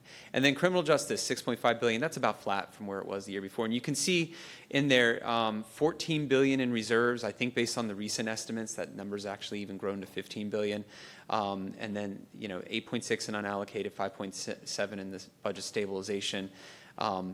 That's a lot of money. It gives us a lot of cushion should we need it. Hopefully we don't have a hurricane, but should we do, that we have some cushions there that will help us. The budget highlights, you could see some of these quickly. I'll go through them. State employee benefits protected, the education infrastructure projects, a lot of that on the college and charter school level. $150 million in tax relief, not a big package this year. They did a lot last year with the business rent tax, but back to school sales tax holiday, and some home hardening projects and propane tanks, not takes, and then shift in some of the conservation funding. As you know, I'll address it. We had 3 projects make it to the budget. Unfortunately, all 3 were vetoed. The vetoes this year were a little rougher than in previous years in the sense that it was a lot more projects. There weren't some giant projects, $1 billion of this or that for the governor to sink his teeth into to eliminate, to then have a lower budget. To get there, they had to cut a lot of projects, and the governor was clearly focused and motivated to go even lower on the budget to kind of finish off his 8 years or 8 budgets, saying that he was able to cut. We've been trying to get a better feel of why these particular projects were targeted, other than the fact that they were just money and easy to go get. If we have an update, we'll certainly give it to you. Could it be politics? Maybe, although our delegation generally stayed out of hot water with the governor's office. It could just be eeny, meeny, miny, mo, and I'm not suggesting they don't do their homework up there, but we couldn't quite come up with a real honest, good reason for some of these cuts, right? Some years you go, okay, yeah, this is where they're focusing. We don't like it, but this is why they did that. But we do acknowledge it. I was asked by Kate and the team whether these should go forward next year. I would say 100% for 2 reasons. One, they're great projects, and when we met with our legislative delegation, including with the budget chairs, they were very intrigued with these. The smart city policing was one that they definitely honed in on, recognizing that that's a way to keep your costs down, but also keep public safety high. And so they love that. And obviously, in a state like ours, in a city like yours, where we're so close to some of the major water bodies, those other 2 projects were very important. The other reason is it's a reshuffling of the deck. You've got 2 new leaders coming in next year in the House and Senate, thanks to term limits, new budget chairs, and you're going to have a new governor. Regardless of which party this person comes from, you'll have a new governor, which essentially makes all these projects brand new in the eyes of the budget writers and in the governor's office, because there'll be new staff reviewing this. So I would encourage us, not just these, but others, obviously, that we move forward with, because we have a great delegation. We're going to miss Mr. Overdorf, but I'm confident, and who replaces him will also do a good job, and we'll have a great delegation going forward, and we should work with them and fight for the projects that we want. So we should definitely work for these again. So with the project list, I think, and I can't speculate either, but I think, there's hard decisions that are having to be made, and we all feel the affordability issue, and so I believe the governor had to make some hard decisions. And what concerns me about the way that these items were cut is this just furthers our challenges in the sense of, if these are projects, especially like Hog Pen Slough, our water quality project, can you go back one more slide just so I could reference it? Yep. The deep injection well, which we had a fun conversation about deep injection wells and how they impact your local waterways. If the state of Florida is having a hard time figuring out how we can fund these projects, especially, these are matches, correct, Chris? We're also providing a match. It's not like we're asking the state to provide 100% of it. If we're not able to fund this and they're not helping us, and then we also have an impact of Amendment 3, for example, in the future.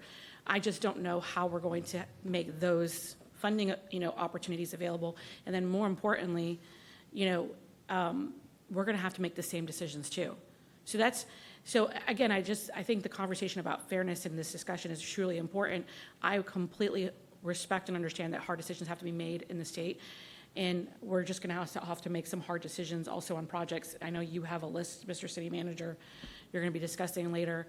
And sometimes you're right, there's no rhyme or reason, but the rhyme or reason usually is there, like, we can't bond it out right now because of X, because we don't have this, or we have to delay that project because we haven't started it yet, so we don't want to start it and have to stop it, if we don't have the funding for it. So I'm sure there's a good reason for it. But I just wanted to state that I'm sure hard decisions were made, and I hope that we're going to be able to get through it together. We will, and I mean, I won't go all the way back to our delegation slide, but, some of the, I sort of paint the picture. You're going to have Senator Harrell going into her final 2 years as a senior member of the Senate. While nothing's a guarantee, senior members are typically given a little more leeway and blessings in their budget requests. And she and her team have been excellent whenever we brought forward our requests. And they've always tried to help. Like, if one senator didn't want to run one, she's tried to help out and run additional projects to help us get to the finish line. You're going to have Representative Trabulsi, we expect, moving into leadership these next 2 years.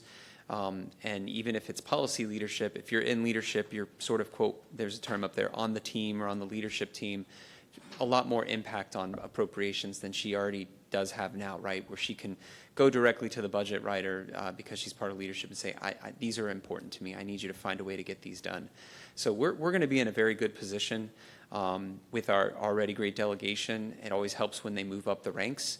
And, I'm bullish going into next year, but still disappointed. This is the first year we've given this presentation that we don't get to do a little bit of a victory lap on these, which is frustrating for me, obviously, and I know for you, but I'm very bullish going into next year with the clean slate and the opportunities there. Everything you said about Amendment 3 is a very harsh reality, though, if it is to pass, and it's something we'll have to deal with. Could we even match the projects that we're asking? Will they require matches when we have less funds? We know that we'll be in the bank the following year. And I think they're having some of those conversations up there, should it pass, of how to address some of that, because more so now more than ever, or then more than ever, if it passes, local governments will be that much more reliable on the state to help them with projects because they won't have the funds, right? So we'll see where that goes come November, but if it does pass, that will put all of us in an interesting position at the state level. Quickly here on some notable bills. And some of these you already know, some on the ag area, if the farm bill passed. A lot of it's with agritourism and rural events, but sort of tweaks on that. Land use and development, it streamlines those permit approvals. And then 803, which building permits and inspections. There's a lot on 803 that we can get into, and we can, but that has some impacts there. Affordable housing, every year since they've done Live Local, they've been tweaking the Live Local Act. This one did some tweaks on ag land. What they found, what you were seeing across the state, is some people were starting to enforce the Live Local provisions in ag land, and I think the farmers and others didn't want to necessarily be completely linked up with all that and have 10-story residential showing up in ag land, so they kind of tweaked some of that. As well, you probably remember height, density, and zoning were the three no-nos, right? The three things that a city and county could not restrict on an affordable housing project if it wanted to show up somewhere. Some governments started using setbacks and stepbacks, and that didn't sit well with some of the legislative leaders, so they put that to sort of sacred cows of areas that a city or county can't use as a reason to deny a project on the setbacks or stepbacks. I saw it somewhat in Central Florida and some other parts of the state, but now you'll see that. And then airport, you may remember they put some provisions in there that said you couldn't be within certain distant proximity to an airport, right? For some of the obvious reasons, right? If you have a 20-story residential affordable housing project next to an airport, that makes it difficult for airplanes to land, sight lines, and safety issues. What they did was they realized, well, maybe we don't have to have just a blanket prohibition, but have some collaboration. So now it's if they work in concert with the airport, they can do something like that, right? Because if it's obviously to the right, nowhere near the runways, and it's not going to affect runway patterns, you could probably get away with something like that. And a lot of those properties over there tend to be cheaper than it is in some of the more core areas. Quickly, net zero, you probably caught some of this stuff happening. Some of these are national or kind of red meat issues that you see happen. We already covered 1134 PFAS. This is one that would further ban the uses of those with exemptions on airports. Public nuisances, you probably have seen some of this. If you have a public nuisance abatement board, there's a cap on the amount of fines you can put in place. And what we've seen across the state is that as a result, some property owners, they look at the fine where it's capped and say, I'll just eat that, and when it's time to sell the property, I'll make it up later because the fine's not so exorbitant that it makes their property unsellable. And as a result, they never clean up the property, and that nuisance that's there, whether it's crime or other things, continues. And so this lifts the caps. It also adds illegal gambling, a little more feather in the cap of local government to just keep the communities as wholesome places and good for their citizens. Clerks of the court, multi-year effort. Your clerks are finally getting a little more flexibility to better serve and have some pay increases and such. And then local administration of vessel restrictions allows you to expand your local enforcement if you have vessel area issues or derelict vessels. And then here's 803. Kate and the team asked me to just have a slide and give a little more detail on this. You can see some of the stuff on there. Probably the first bullet is the most interesting. We'll create maybe some friction points in building departments. You can see you exempt certain low-value work at $7,500 or less, excluding electrical, plumbing, structural, mechanical, gas work, and specify temporary hurricane flood protection walls from permitting. On one hand, it helps speed things along. On the other hand, that's a lot of projects that are going without permits that the city can't document and make sure that there's safety. We'll have to see how that plays out. That 7,500 number in a couple years will mean no projects, right? It's hard to do anything for less than 10 grand on a housing project, but we've been paying attention to that. There's another part of that requires the state to come up with a uniform commercial and residential permit application to avoid a patchwork of the permit in Port St. Lucie is different than it is over in the next adjoining city or in this county, St. Lucie County to Martin County. That's a kind of a common sense thing. Will there be friction points? Absolutely, because certain cities and counties have different things they want included. And so that's something we may have to, in a future session, work to tweak if it doesn't quite meet our needs, but we wanted to put that on your radar there as well. A couple more bills that passed. This was something pushed by the Florida Bar dealing with nonprofit corporations, but I know you have a lot of nonprofits. It's meant to clean it up. It was considered a friendly bill to just kind of generally clean up the regulations around them. We have a new state flagship. It used to be in Key West. Now it's in Tampa. So good for them. And maybe you've already had a chance to fly it, but nearby Palm Beach International is now known as President Donald Trump International. That was passed during session and signed pretty quickly. I think the inaugural flight was his son's on the Trump airline. Bills that died, but ones we want to keep put on your radar because we think they'll come back. Blue Ribbon Projects. This was a very interesting one, and I don't know if this necessarily would affect us right now, but it could affect us in the future. You can see what it does. It allows that if you own at least 15,000 acres and a property owner dedicates at least 60% to be preserved for conservation, agriculture, or public use. That public use, by the way, had a very broad definition. They essentially get the Disney treatment. We love our friends at Disney, but if you remember Reedy Creek, if they could kind of make most of their own rules and bypass the permitting and the regulations at the local level to do their projects.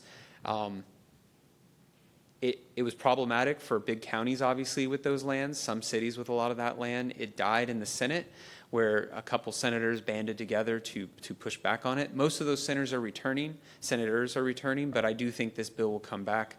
And the push against it was, hey, we agree that there's problems in regulating and permitting and all that stuff at the local level. No one's perfect, but if you're going to do it for one, you got to do it for all. You shouldn't just give people that have a lot of money to buy a lot of land the keys to the kingdom. Everyone should have the right, if that's the approach you're going to take. We'll see where this goes next year, but it's certainly going to be back. Local business tax, they were going to repeal some of that. Again, talking about the property tax reform, I think some of these died knowing that they had property tax reform coming. the HB 203, that was one of the original property tax proposals that died. Large-scale county changes to TDT, that died. And then I know it's near and dear to some folks in Senator Harrell's team, but changing the state bird to the flamingo also failed. The House, everyone dressed in pink and passed it. The Senate did not move in the Senate. Maybe we'll see it move next year. Does anyone know what our state bird is? Yeah, there you go. Okay, so we do know. For the audience being here, mockingbird. That will come back next year, I think. There's a big push to make it the flamingo. Maybe they can come up with the state tropical bird and the state tree bird. I don't know. Maybe they'll come up with a way to split the baby on that. But here's some more bills that died. Department of Education package was a big omnibus bill that ultimately fell down under its own weight. Term limits for county commission and school boards is something that I think you'll continue to see folks push, but it hasn't quite made it to the finish line. Department of Health had a big package. That was also the one dealing with the vaccines. That was, while, medical freedom and the MAHA movement, Make America Healthy Again, has a lot of momentum in Tallahassee, dealing with the vaccines, that was something that was maybe a bridge too far for some of these legislators, and that didn't make it to the finish line. Again, a lot of bills died, as you can see. Some of these I already covered. Municipal utilities, there's a constant push now coming to rein in municipal utilities and how those funds can be transferred to the governments. That's probably going to be an even bigger issue if Amendment 3 passes, because the governments that have the option to have those transfers will probably need to rely on that more so. We'll have to see where the legislature goes. So far, they've been able to kill those bills up there. As you recall, last summer, there was a case that went through one of the DCAs that essentially allowed for open carry when the Attorney General, James Othmeyer, said that he was no longer going to enforce that law based on that court ruling. And as you know, open carry and concealed carry are sort of like, two snakes intertwined. Think of that symbolism, right, where it's hard to pull them apart, but you take one out of the statute and you still have the other one there. There was the premise of someone couldn't conceal carry in this room that we're in here today, but could open carry, which seems sort of, that doesn't make sense. Fortunately, Florida has not Florida'd yet on this particular issue, and we haven't had any issues so far, none that I'm aware of. But there was a push to pass a bill that at least would put all that in congruence, either get rid of concealed carry altogether and just say it's the Wild West, or rein some of it in. I don't know where that's going to land. Second Amendment, I'm not telling you anything you don't know, is a very hot political topic on both the right and left, so it's hard to pass anything in this state regarding that. Obviously, there's a focus by cities and counties and others to just have some congruency of what the rules are. As you saw last week, Cindy Wood and Garden had a no firearms at a kids park sign, and Attorney General sent him a letter and said, you take that sign down or I'll come sue you. So that's kind of the world we're living in right now. They took the sign down, by the way. That's where we're at on that. AI Bill of Rights, it didn't pass last year. We'll see what they do this year. And then transportation package. This is the bill that every year, there's always a transportation package. Some year it passed, some year it doesn't. This year it didn't make it to the finish line. So we'll see what they do next year. Some notable dates, then I'll get into the Amendment 3. Primaries in August, general election November, and then we'll be right back at it November 17th with the org session, where they elect the new leaders, and then regular session convenes in March. As you know, we'll have plenty of committee meetings between now and then. You're always encouraged to join us up there for that and for regular session. And then last day of session, this is kind of a weird calendar thing. It's almost always in May. This will be the first year it ends in April. If it ends on time, I'm really hoping it does, but we'll see. And then here, I'll go quickly into Amendment 3. So you heard a lot from the previous presenter on this as far as some of the tax and finance implications. This is what's on the ballot.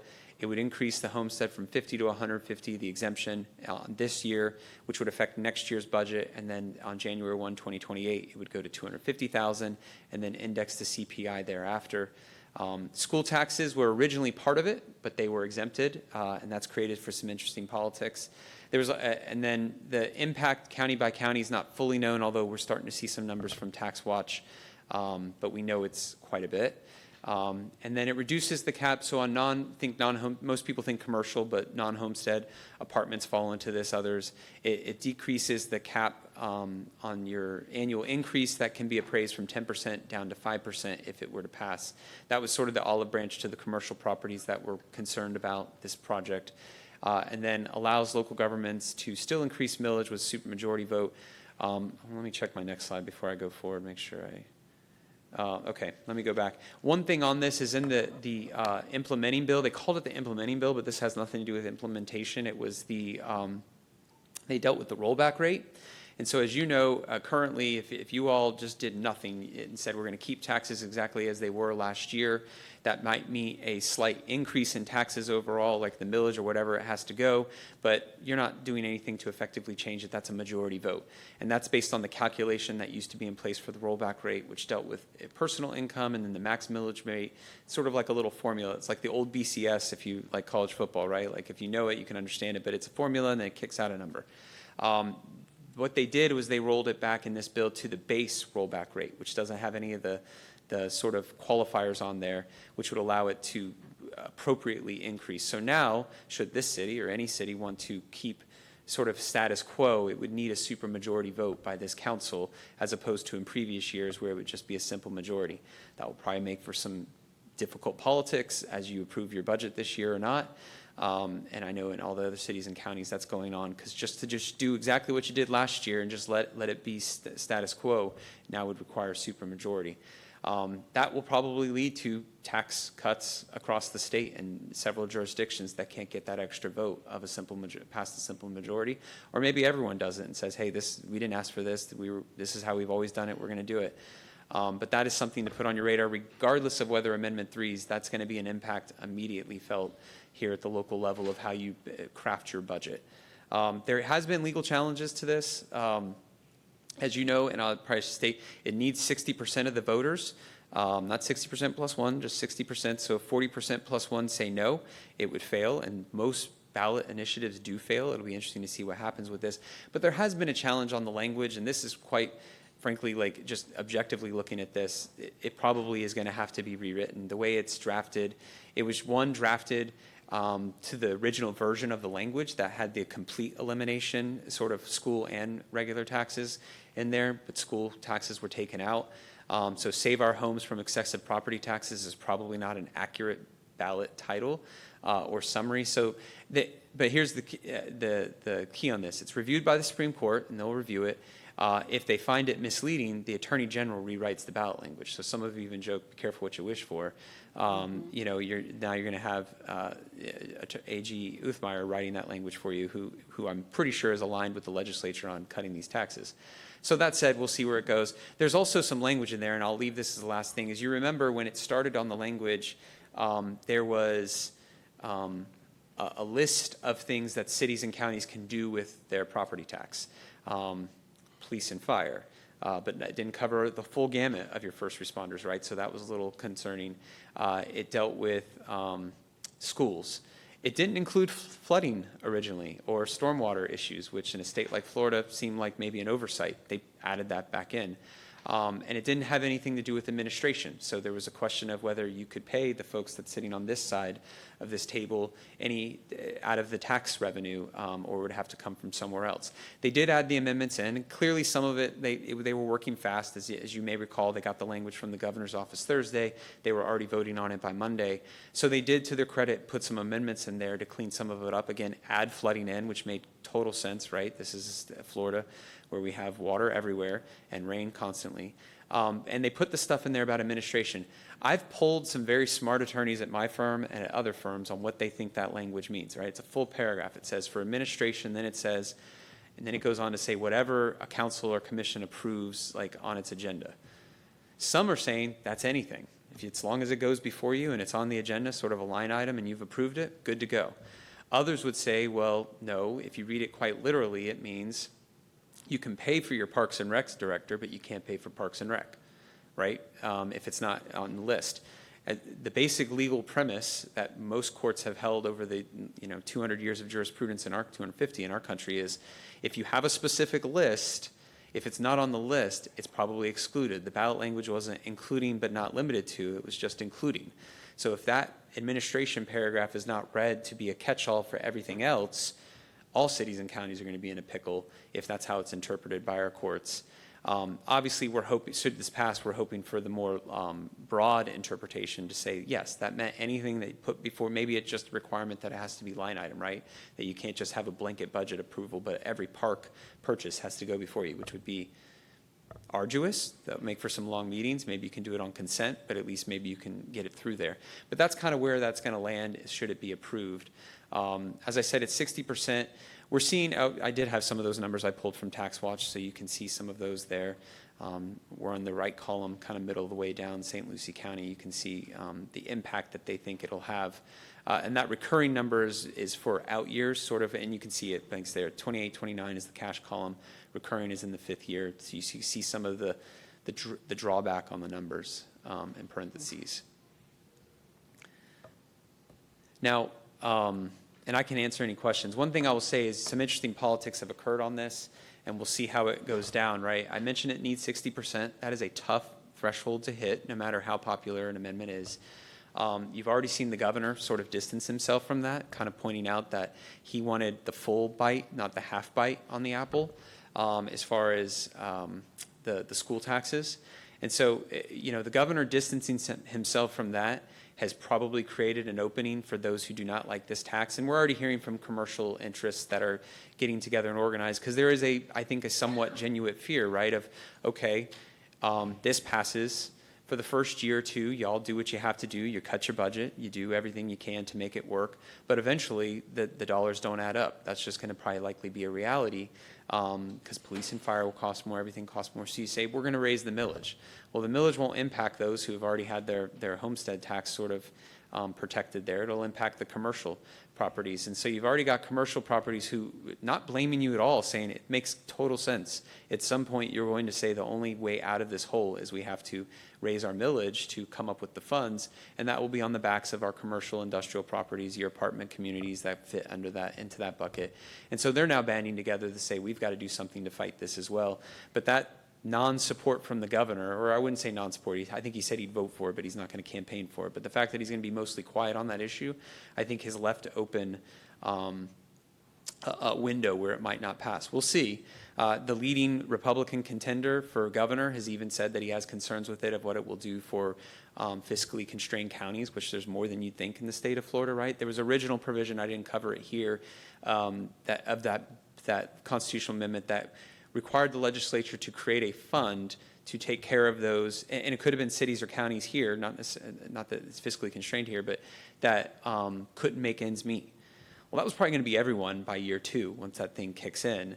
And so I think the legislature, kind of like with the school thing, looked at that and said, no thank you, right? Because on one hand, they don't want to necessarily be responsible for having to come up with the fund to fund all that. And on the other hand, the politics of all of us, and I'm saying us because we represent you, having to go to Tallahassee to say, can you just help us pay for our police and fire? And then the inevitable politics of, well, I don't know, were you guys good to us this year? Did you align with us this year? Did you bad talk us locally, right? Like, you can't take that politics out of politics. You see that all the time at the state level and the federal level. I think a lot of folks wisely said, get that out of there. That's going to be problematic. But the downside of that is all those fiscally constrained counties now have zero assurance that they will be taken care of should this pass. And so I think that's another window that you're seeing where it's got some flaws there. But we'll see. Obviously, cutting your taxes is something that's alluring to anyone that owns a home that would like to pay less. And we'll have to see what the voters decide. But that's kind of the crux of where it's at. I think you're going to see, once these primaries are over, this conversation ramp way up as we lead to November, with a lot of ads, pro and con. And I guess we'll see what the voters decide. Thank you so much. Really course. appreciate the presentation. Comments or questions, council? No? Anything? No? Thank you for your presentation. Couple things I just wanted to say is, one is, I know we didn't win on the appropriations front, but I do want to point out, because I have been telling our constituents, the work that you do beyond just appropriation requests for the city of Port St. Lucie. A couple years ago, we had SB 102, and you brought up housing, and obviously our residents in this city are very concerned about the continued growth beyond what's already entitled. And through your hard work, our team's hard work, you worked hard to get a provision which excluded our city. I think it's one of the 10 cities out of the 411 that the maximum amount of use is mixed use, right, which mixed use is 50% residential versus high-density residential, think apartments, multi-level stories, that SB 102 allows in industrial and commercial. So I really want to thank you for your efforts on that front, because what you do is beyond just bringing us money, which is very important, obviously. But the policy side is critical. So thank you for that. The other thing too is, Chris, we had a long discussion yesterday in regards to the utility. I saw you had a utility watch. I know Senator Mayfield proposed, or she might even have been a proposer, I think. What was the bill in regards to utility capacity? Was that a Mayfield bill? I can't remember. That was a Mayfield bill, and it was, staring right at her, I'll think of the name in a minute, on the House side, but yes. So if that bill was to come back next year, I just really want to make sure that you're aware that we have very, very serious concerns. There was a question from the audience today in the public comment portion of our bond amount increasing from 500 to 700 million. That's directly from a result of our utility growing, and we're going to have to grow Glades. So growing capacity for the purpose of population growth, as you well know, with our city, we need to do, and we need to be able to retain that capacity for the incoming population. So any threat to that capacity and being shared amongst neighboring communities when we have to use that ourselves concerns us. Sure. So I really want to make sure we're advocating if that bill comes back on that. The other point too about Amendment 3 is the conversation is not done no matter what happens. And I didn't see you put a slide on the Tax Reform Commission because you can't put slides on everything. But constitutionally, there is a Tax Reform Commission. And I do believe, like as a constituent, as one person, I do believe we need to talk about property tax reform. That is, because we as a city recently in the last couple of years reformed our impact fees to mobility fees because the rational nexus of impact fees didn't make sense, right? You know, you pay for an impact fee, you should be able to use it for bike lanes and other forms of mobility, not just a road, right? So we reformed that knowing that that didn't make sense. So I understand the public when they say, why am I going to pay for a property forever? Or how does this equate to being able to like pay for my services? And so I think property tax reform is an important conversation. But we have a reform commission coming up constitutionally, correct? That's coming forward? Yes, great point. For future use, I'll have that slide, but it is a post-election. So for those, remember the Constitution Revision Commission from 10 years ago. It's a body that's appointed by the governor, the president, and the speaker, and I think one from the Supreme Court. And citizens, although legislators have been appointed to that before, and this body, now it's Budget and Finance, they will have, or Finance and Tax, excuse me, they will have a similar authority, which will be appointed in 2027 to put stuff onto the 2028 ballot, all focused around finance and tax. So I will say this, if Amendment 3 fails, and you know, I heard more recently it was polling at 63%, but at this point that's actually probably not good if you want it to pass because these amendments only go down in their popularity as you get as people take a closer look. If it fails, I can assure you in that revision commission, there will be lots of proposals that come forward and hopefully some that are thought out, fully baked, right? Like not where you have to go, oh yeah, we should include flooding into these uses.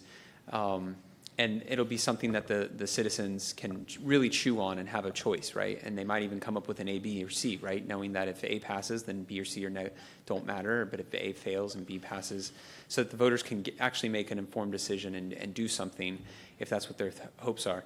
If this does passes, it'll be interesting to see what occurs in that commission, right? Because that'll be a major tax reform at our state that hasn't had for probably 30, 40 years. And what else do you do? Of course, they'll find something to do.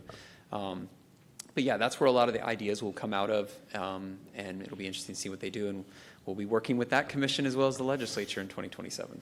And I also heard that and I could be wrong because of the way that the bill was, the bill language was drafted, or the ballot measure was drafted, the 5-year, or it's actually not, the 5 years in the legislative bill, I think.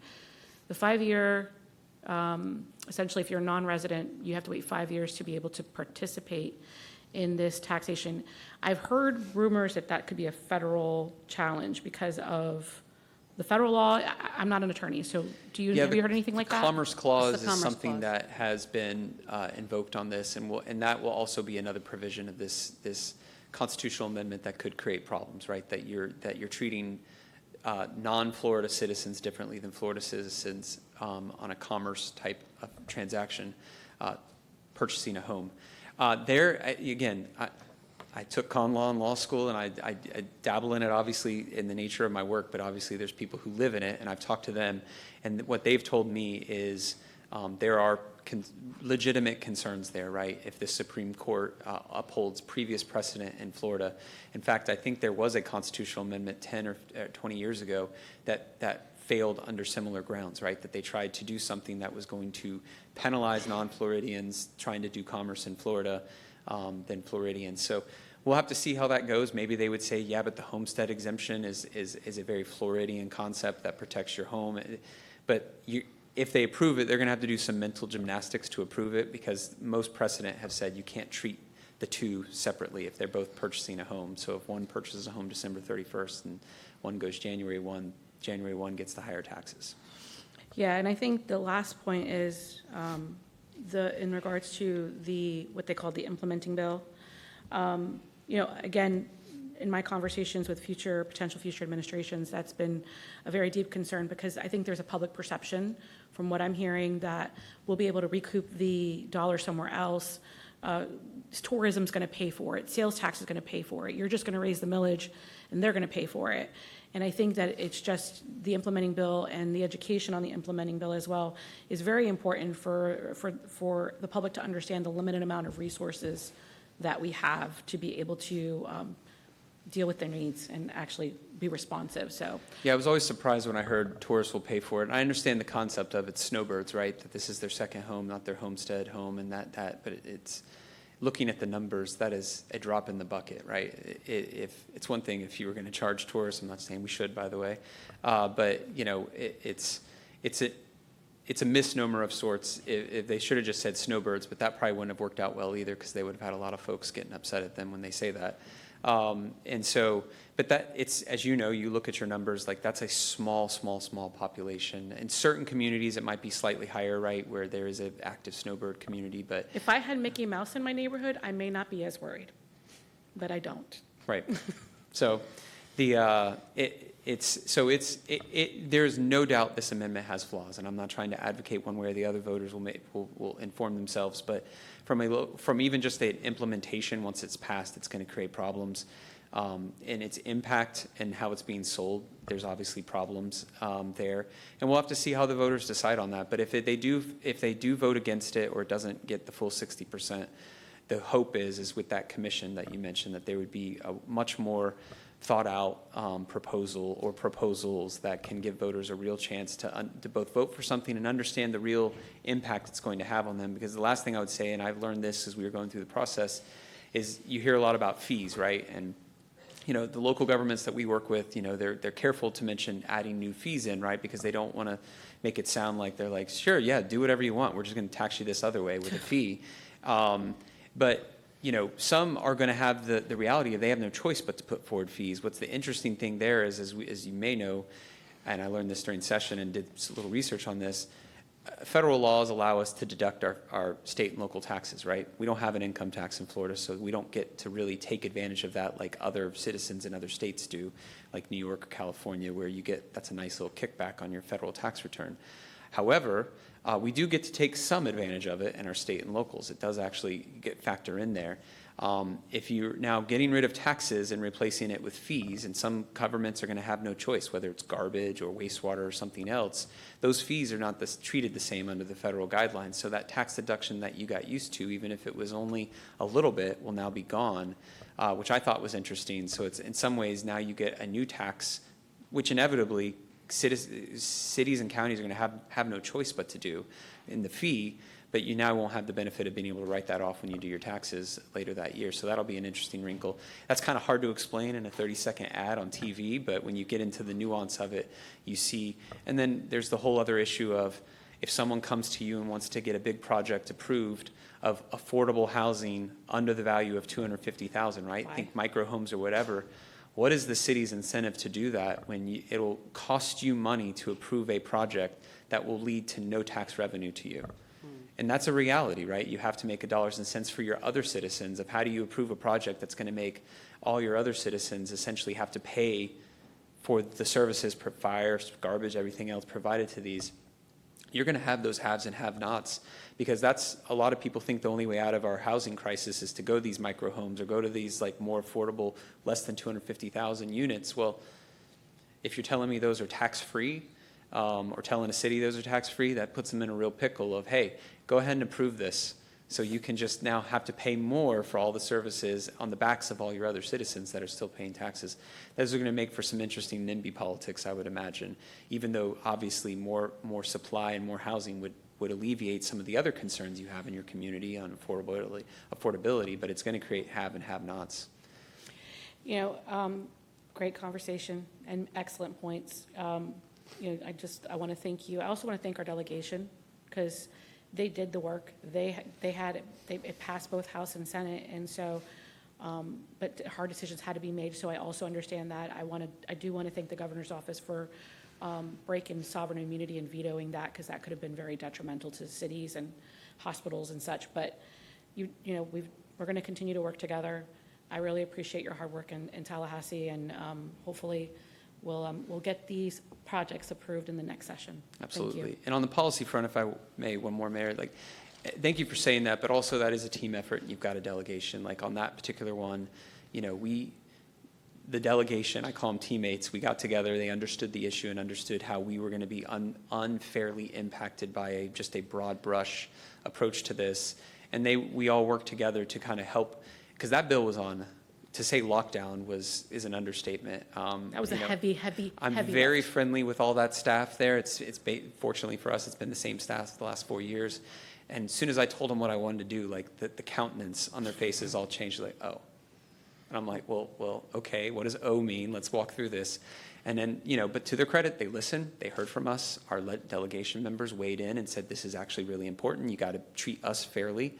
And so they did. And so, but I always tell Kate and Sabrina and the team, you know, we should always look for opportunities, and I won't always know every little wrinkle that's going to affect the city, but if we see something that's going to impact us, get it on our radar, because it's not uncommon that, like that, we do something in Tallahassee where we add an amendment that says, this impacts everyone unless your city rhymes with, you know, goosey, and it has a port in front, you know.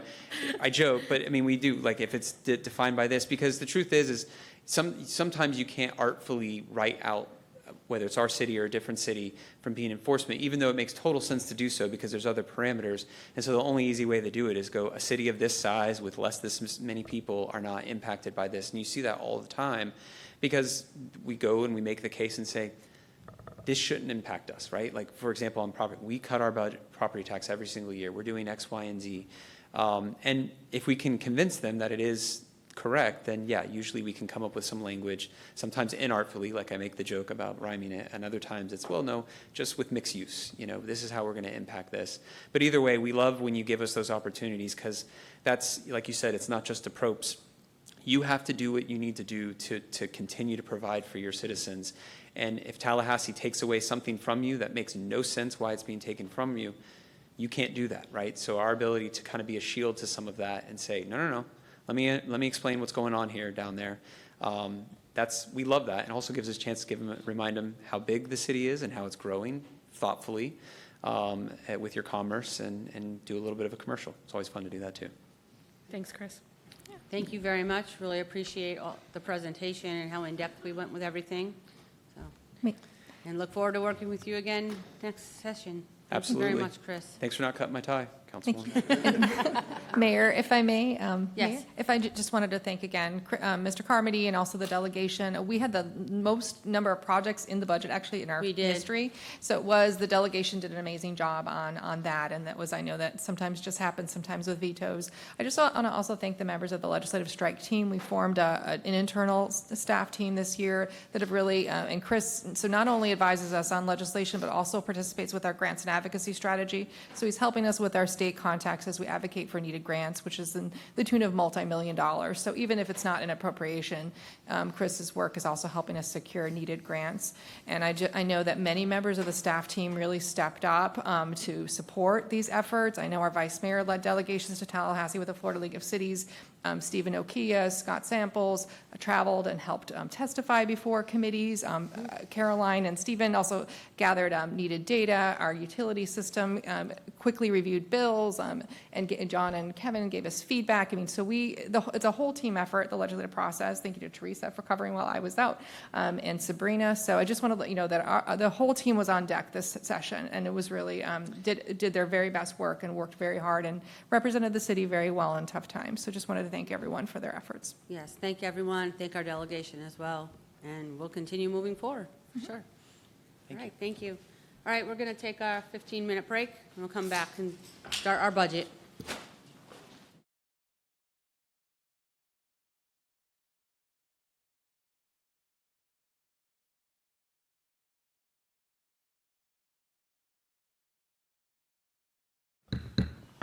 Okay, we're back from break, and we're going to go right into our budget, starting with our city manager, Mr. Morejo. Thank you, Madam Mayor, Vice Mayor, Council, staff, and residents. Typically, coming into the budget, we typically celebrate, like we did yesterday, everything that is in progress, what has been accomplished. But this year is a little bit different.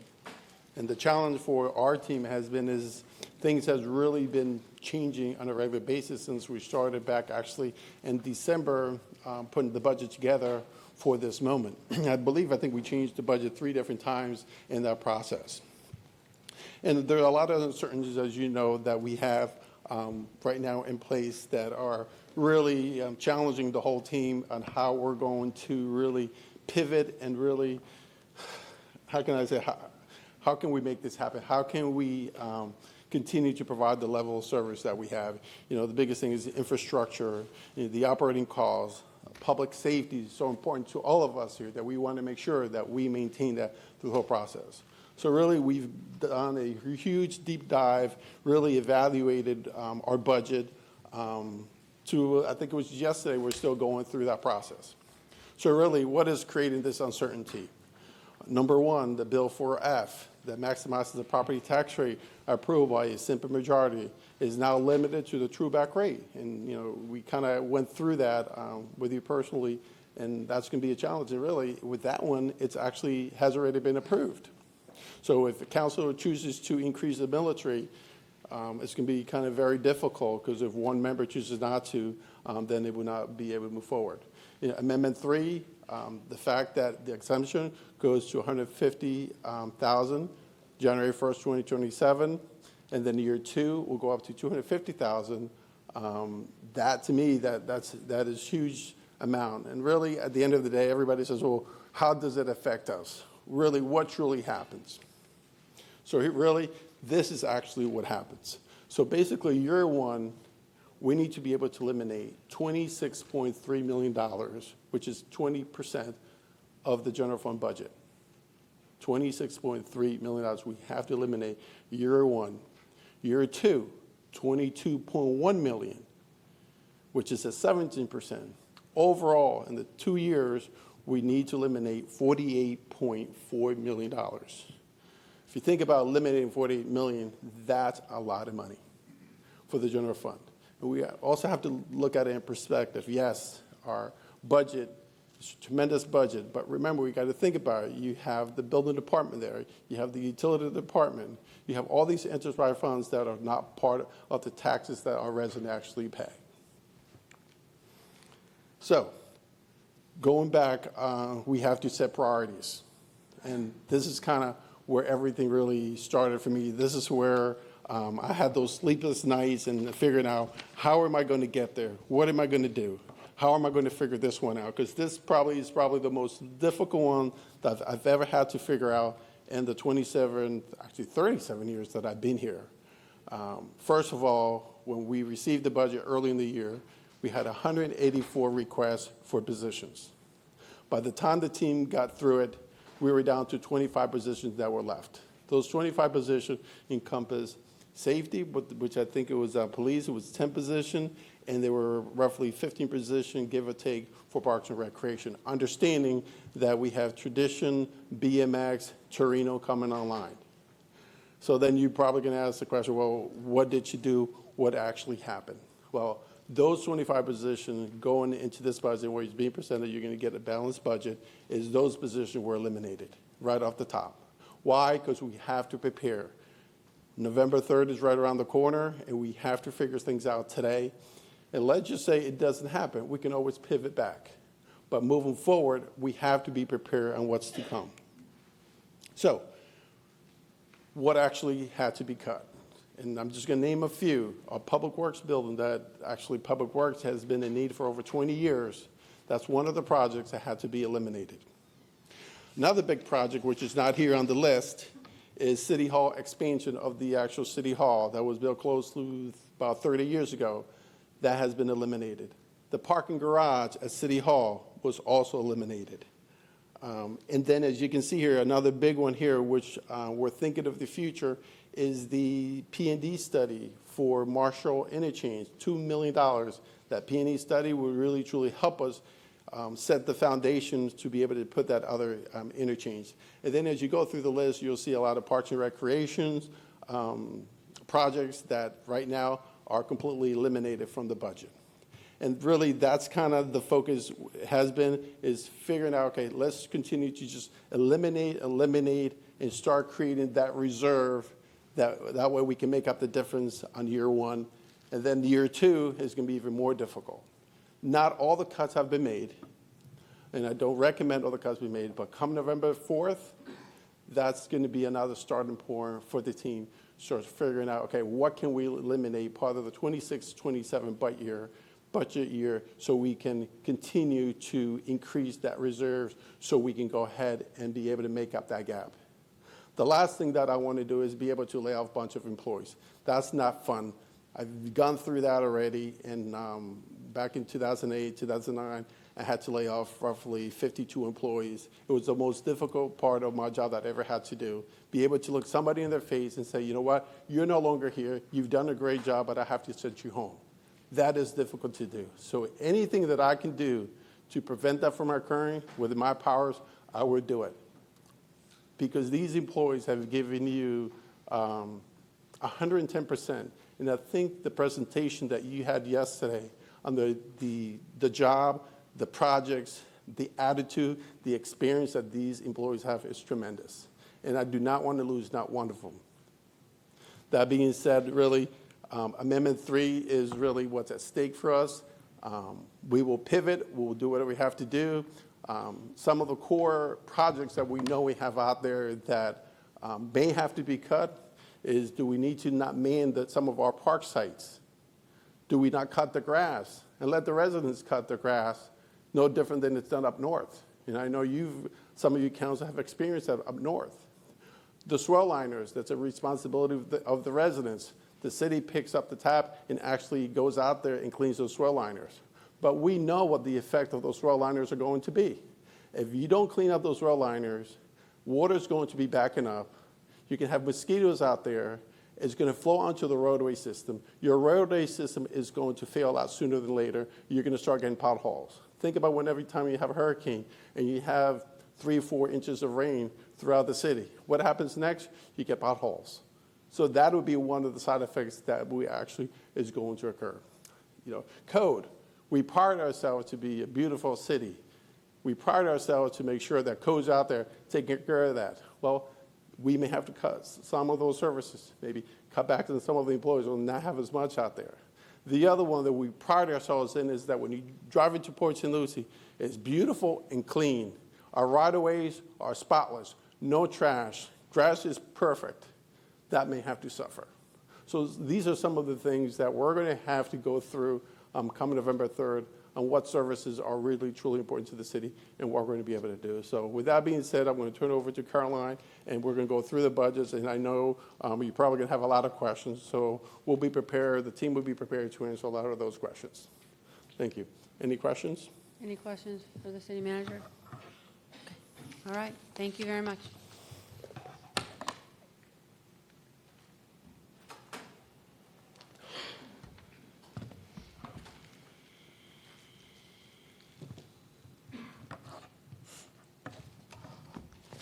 Good morning. Good morning, Madam Mayor, Madam Vice Mayor, City Council, City Manager, staff, and all those that are present. Caroline Sturgis, Director of the Office of Management and Budget, and I will say that I am very proud to lead our Office of Management and Budget. We have had the pleasure of receiving the Government Finance Association Distinguished Budget Award presentation for 37 consecutive years. In addition to that, with our most recent designation of earlier this year for our fiscal year 25 through 26 budget, we also received 3 special recognitions. One was for performance measures, one was for strategic goals and strategies, and the third one was for our budget process recognition. So we have just been really proud of what the city team led by the city council and city manager have been able to accomplish. Caroline Sturgis, that's who I am. So I have 29 professional years of experience. Including that is 25 years of government experience. I am passionate and advocate of public service. I've been with the City of Port St. Lucie for the past 5 years. Prior to coming to the City of Port St. Lucie, I did over about 20 years working for other one big city government in Maryland, as well as one large government. So definitely bring quite a bit of experience to the City of Port St. Lucie. I live in the city.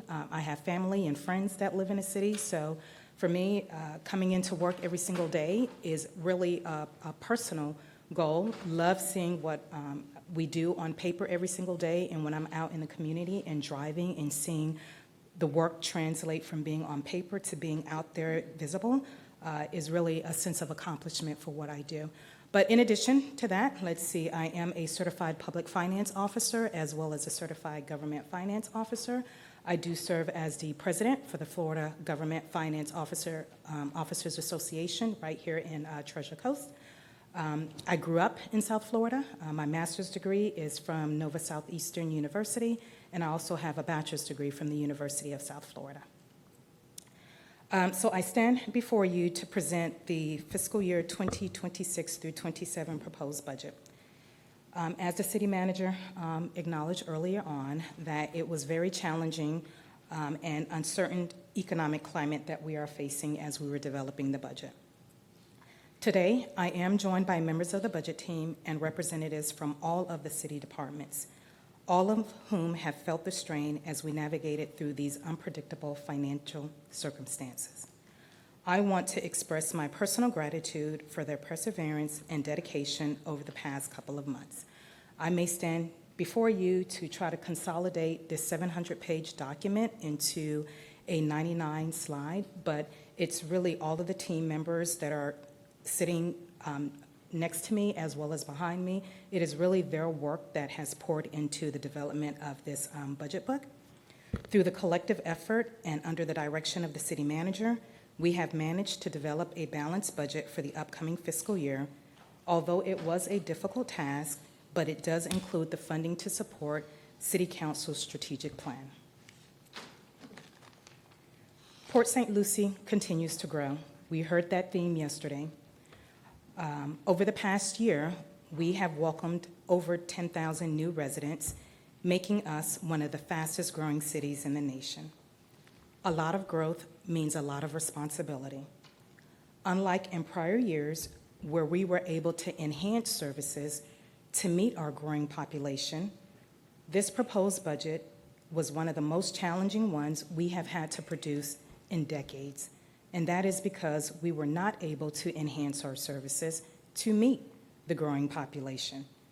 But despite facing those economic uncertainties that we heard about earlier today, including inflation, rising costs of delivering public services, and potential reform of property tax administration, this budget addresses these challenges while we are maintaining current service delivery. City staff is committed to excellence and investment. Over the past 10 years, we have been able to lower our property tax rate by 25%. We have reduced our debt by $400 million, and we have completed over 50 infrastructure projects using the half-cent sales tax dollars.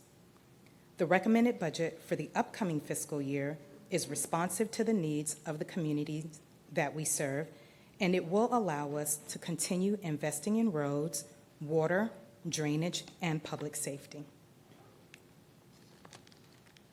The proposed budget implements the City Council's long-term strategic plan by investing in capital projects that are important to our residents.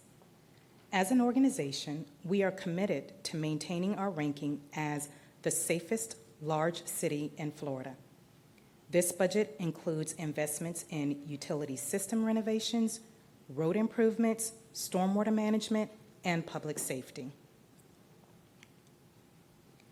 We are proud to be an award-winning organization, including recipient of the All-American City Award, What Works City's Silver designation, and countless awards and accreditations throughout our city government. This requires us to retain valued employees as well as attracting new employees that will help support us in delivering exceptional public service. This budget exemplifies our dedication to fiscal responsibility, strategic growth, and maintain community services. We remain committed to supporting the City Council in making financially responsible decisions. The General Fund Emergency Reserves is maintained at 20%, which will meet the City Council targeted level. We will continue our disciplined approach to long-term debt management, which allows us to smartly finance capital projects that will benefit current and future residents. And finally, as a team, we will continue to plan wisely and prepare the city to meet potential emergencies and future challenges such as Amendment 3. As I lead into introduction of the budget, things that we'll discuss today include a budget overview, operating recommendations by city funds and city departments. We will do a recap of the capital budget that was tentatively approved by City Council. We did come before you on April 20th. Today, I will discuss the changes that we had to make to that proposed capital budget. And then we will wrap up with staff recommendations for City Council action. Let's begin with an introduction of the budget. The proposed budget advances 7 priority goals of City Council. This development of the proposed budget is guided by the strategic plan that was adopted by City Council last summer. Several economic factors did play an integral role during the development of our budget. We've already had healthy conversations regarding that earlier today, some of that being the economy and inflation. Prices for everyday consumer items and construction supplies are still high. This has had an impact on our city capital projects, which continue to come in above budget. The unemployment rate of 5.2% in the city is higher than the national rate, although the screen is saying 4.3%. We did hear earlier from our economist, Mr. Grady, that we are now at a 4.2% unemployment rate.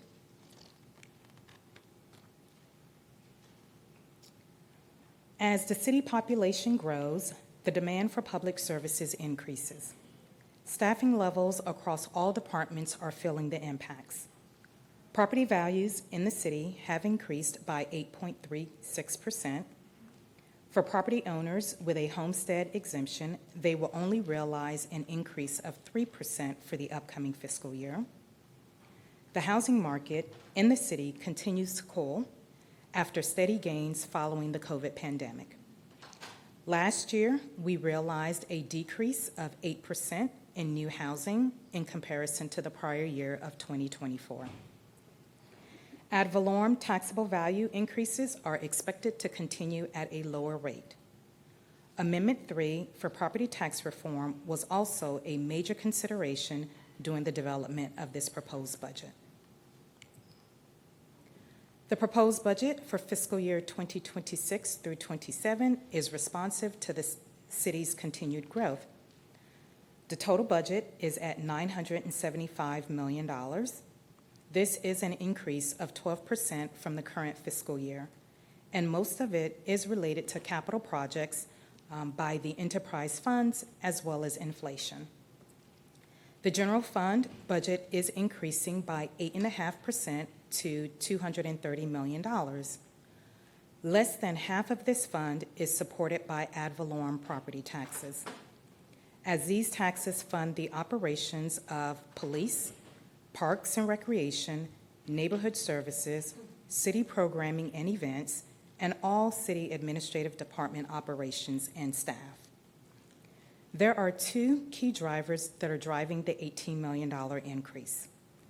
We do have a $10 million transfer from the Governmental Finance Corporation, which will support the road construction of Sundance Vista, North-South A. There's also an $8 million in new revenue, which is due to growth, both in population as well as property valuation. The funds are being set aside in the reserves budget to offset a potential revenue reduction for Amendment 3. So I do want to take a pause here because we did have conversations regarding our reserves. Earlier, when we were looking at our investment portfolio, somebody may notice that we have $600 million in cash that we are investing. So if we have that much money in cash, why is our budget still continuing to grow so much? So I do want to give Stephen an opportunity to elaborate on the $600 million that we do have in cash. Thank you for that. The reason the $600 million is pooled together primarily is for efficiency, and it offers us better returns. The key thing with that $600 million is that our accounting system tracks the money by fund. So we'll have a utility system fund, stormwater fund, solid waste fund, along with all the other funds. So that $600 million is appropriately put into those different buckets, if you will. Some of those buckets are legally restricted, meaning that it's required that we do this. Others are committed for future projects. So that money is being tracked in by that mechanism. But I just wanted to have that conversation. And if you notice, the reserve policy that Ms. Sturgis mentioned earlier was that we'll have $37 million set aside in the general fund. So the general fund of that $600 million represents roughly 10% of that. Thank you, Mr. Okier, on that. So I just ended that with the $8 million of new revenue that we are anticipating and receiving in our budget for the next upcoming fiscal year. We will set that aside in reserves, just pending the outcome of November 3rd. And then after that, depending on what happens on November 4th, we'll make a decision on how to spend those $8 million. What's driving the 12% increase? The main drivers are inflation and capital projects. We have a total of 62 projects in the proposed capital budget. Yesterday, hearing from the Public Works Department as well as the Utility Systems Department were some of the main projects that we have going on, but there are definitely, I don't believe we heard all 62 of them yesterday. This screen here is just only highlighting some of the projects as well as the funding sources. Port St. Lucie Boulevard road improvements from Becker to Parr, Glades wastewater treatment plant expansion, Oak Hammock watershed improvements, California widening, and Gatlin resurfacing. I did highlight those yellow prior to the county's vote on Tuesday night, but these two projects were subject to move forward based on the outcome of the half-cent sales tax. So our ability to move forward with these projects will really depend on if we are able to extend that program. Madam Mayor, Yes, go ahead. if we could just pause here and break this down a little bit, because it is, I think from a citizen standpoint, it's sometimes confusing, and then more importantly, it's frustrating, right? Because we're having this broad discussion about property taxes and how do we start saving money and making it more affordable. And so when you see a 12.5% increase and you see an $18 million increase, you're like, oh, the city's got all this money, and so like they should be fine. I think government standards, and that's what's frustrating. I think we would like to explain it as simply as possible, but unfortunately, because of government accounting standards and the way things have to be reported, it's in a way that it is confusing. Surprise, government can be confusing, right? So would you say then the half sales tax, the half-cent sales tax, when that is collected, it goes into its own account, correct? Correct. Because we can't use that money for anything else. So it is earmarked separately in its own fund. Then, when we need to use that money to actually do the project, if it's, say, we're going to make it easy, let's say it's $1 million. We have to then transfer that money from that account into the general fund, which in turn, because we have to spend it from the general fund, which in turn then creates almost like this false number in a sense, because we're just moving money, we're just transferring, where we've increased our revenues by $1 million. So on the previous slide, the general fund is increasing by 18 million, and I just want to make sure I understand this. 18 million, 10 millions are in transfers, which means those were other funding sources. That's not ad valorem revenue. That's money that's held from the Governance Finance Corp, which is completely different and is collected as an SAD. It's a completely different fund, into the general fund. So it's showing 18 million, but the truth is the actual amount that's increased as far as other revenue, which the 8 million isn't all ad valorem either, because you have franchise fees, et cetera, et cetera. Right. Part of that 8 million is in the additional revenue coming from ad valorem. Is that correct? Correct. Okay. And I'm sorry, I just really want to because it is confusing and it's frustrating, because even when I looked at the budget and brief, I'm like, come on now, like what's happening? And it's not an easy process to understand. It's not the city doesn't want to make it easy to understand. It's the way that we are required to report it and actually capture it in a spreadsheet and in a P&L essentially. Vice Mayor, I So- think you make a tremendous point there. With the expenditures that we're going to be having in the utility, just use for an example, most likely in 1 year, probably the next 2 years, you're going to have a $100 million expenditure. But those are rate users of the utility. That $100 million is going to show up in the general fund, which then is going to kick the number up from $900 million to $1 billion. And a resident's going to ask the question, where did you find all this money? Well, it comes out of the utility. So that's a tremendous, great example of what's to come in the next 3 to 4 years. Thank you. Yeah, and that's not real money that we can use, right? I can't use that 100 million from that transfer to build a road or to lower taxes. I have to use it for utilities. Is that You correct? have to use it for utility. Absolutely. Because I'm sure the ratepayers of the utility would not be happy that fund is being spent on the general fund for roads or stormwater. Right. No, I really appreciate the breakdown of this and being able to explain it to our residents, because it does look a certain way, but we know the reality is very different. I've talked about in the past about how we have our capital budget and then our overall budget, and then when you do make those expenditures, you have to move the money into, and how it does expand, make it look like it increases the budget, but that's because you have to put the expenditure into it. So hopefully, with the questions that we may get asked, that we can explain it as we are explaining it now, so that it can translate properly. I'm sure all of us will be having those conversations as we continue to move forward in answering why it increases, be able to provide those details. So thank you very much for that. Thank you, Vice Mayor, for explaining it. I appreciate that, and as we move forward, we do have additional illustrations on the budget, how the whole allocation is, but it is a very important conversation to have, that we are spending public taxpayers' dollars as well as public dollars, even with our enterprise and our users' rates. Correct. So with that, there are stricter guidelines around that. We are not a private corporation. So with those guidelines, we have different funds, and with each of those different funds, you have specific uses for those funds. The general fund is the only one where you have flexibility. But with all of the other funds, with our utility systems, our stormwater, our building, road and bridge, there's specific guidelines and purposes for spending of those funds. Public financing, it is complex, and there's a reason why it's meant to be complex, is because there are tight rules that we are required to follow. So later on this afternoon, as we go through each one of those funds, we'll have more description on the purposes of those funds, the dollar amount. Another point that came up in the conversation is that our budget looks big. It also has to do with the way we are transferring money. Madam Mayor, you mentioned the capital funds. We have monies coming out of the general fund, out of the road and bridge fund, going over to the capital fund. And with that, the money is being reflected on the operating side, and then that transfer is also being reflected on the capital side. It makes our budget looks inflated.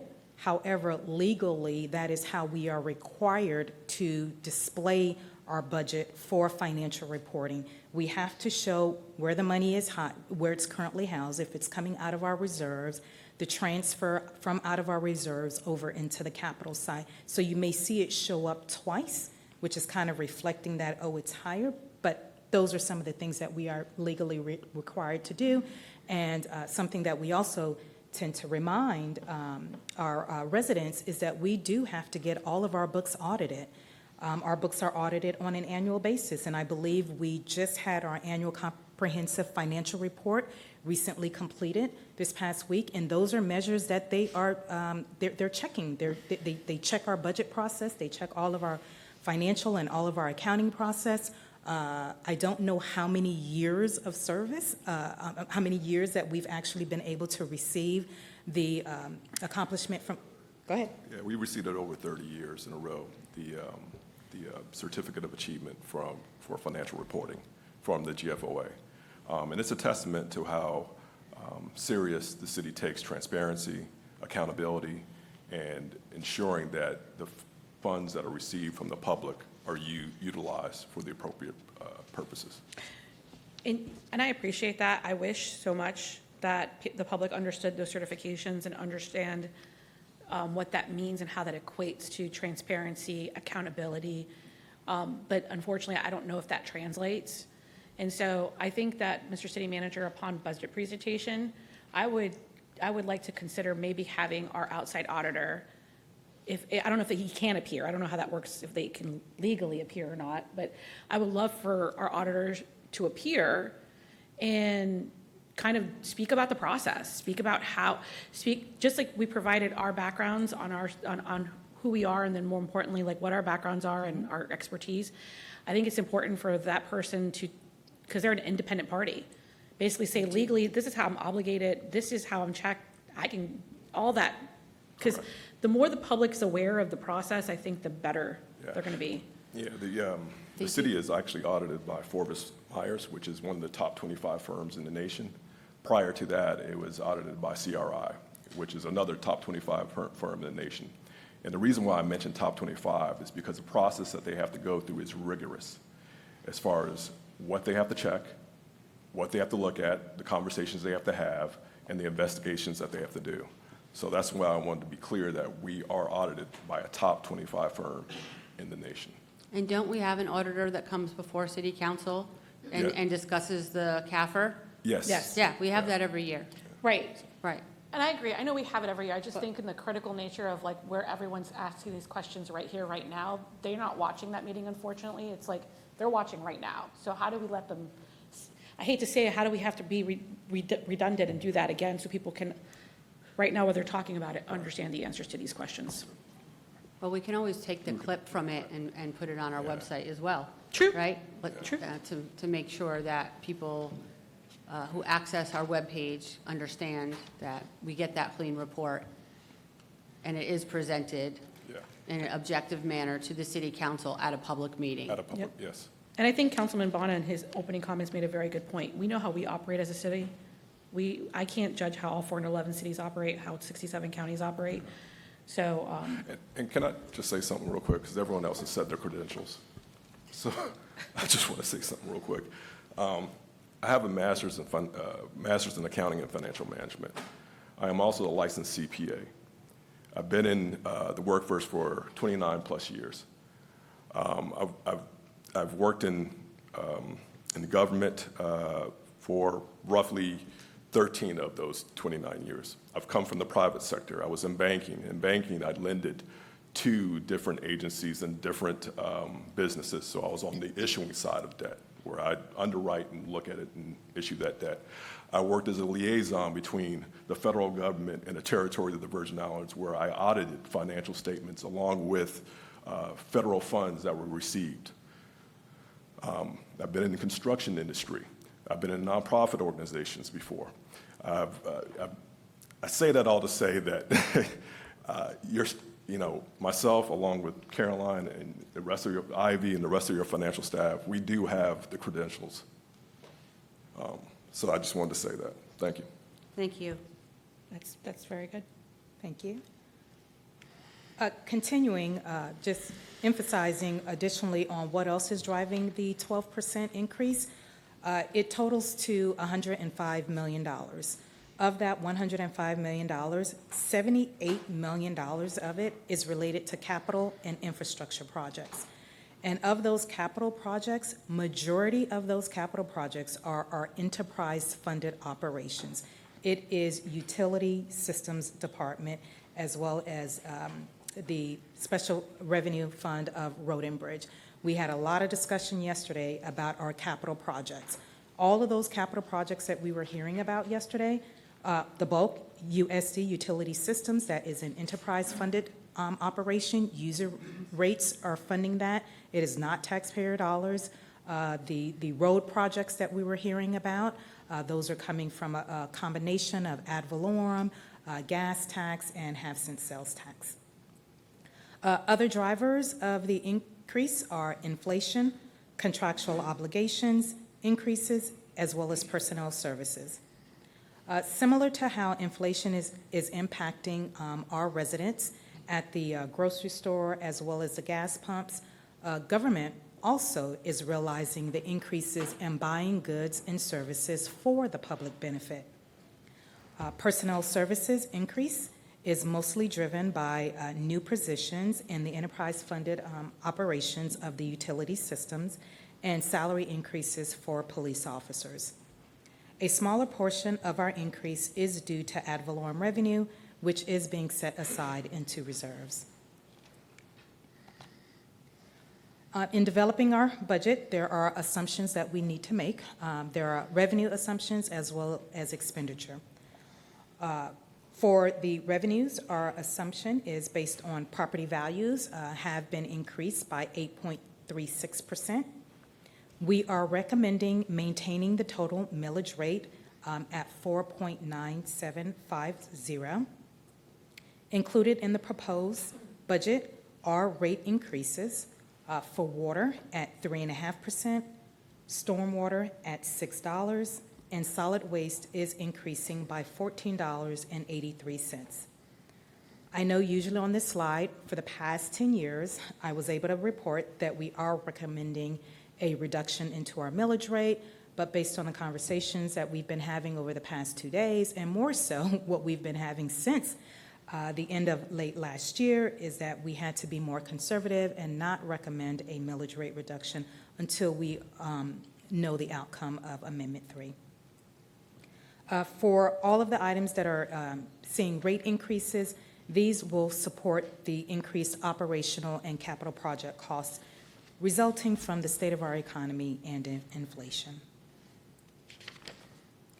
Across the board, all city departments and operations are realizing increased costs for delivering public services. The proposed budget includes expenditure assumptions to fund these increases. Capital projects are still coming in higher than the amended budget. Fiscal year 27's budget has been adjusted for these increases, which is why we're seeing an increase in our budget, as well as including the deferral of projects that we cannot afford to move forward with. So as we're seeing some of the project costs increase, we're having to defer other projects that we cannot afford in order to generate savings to complete the projects that are ongoing. Health insurance claims are steadily rising as our workforce grows in staffing numbers, as well as the age of our workforce. Police sworn officers will receive a contractually salary increase. The budget does include 7 new positions for the Utility Systems Department to support growing demands in the city. Beyond the 7 new positions for the Utility System Departments, the city manager did not approve any other positions for other funds. During the development of the proposed budget, the constitutional amendment for the property tax reform that will be on November's ballot was at the forefront of our planning. If the proposed tax amendment passes, homesteaded property owners may potentially receive a tax reduction. In year one, the property tax revenue the city will expect to receive will decline from $131 million to $105 million. 56% of the general fund spending is related to public safety for law enforcement, code enforcement, and emergency management.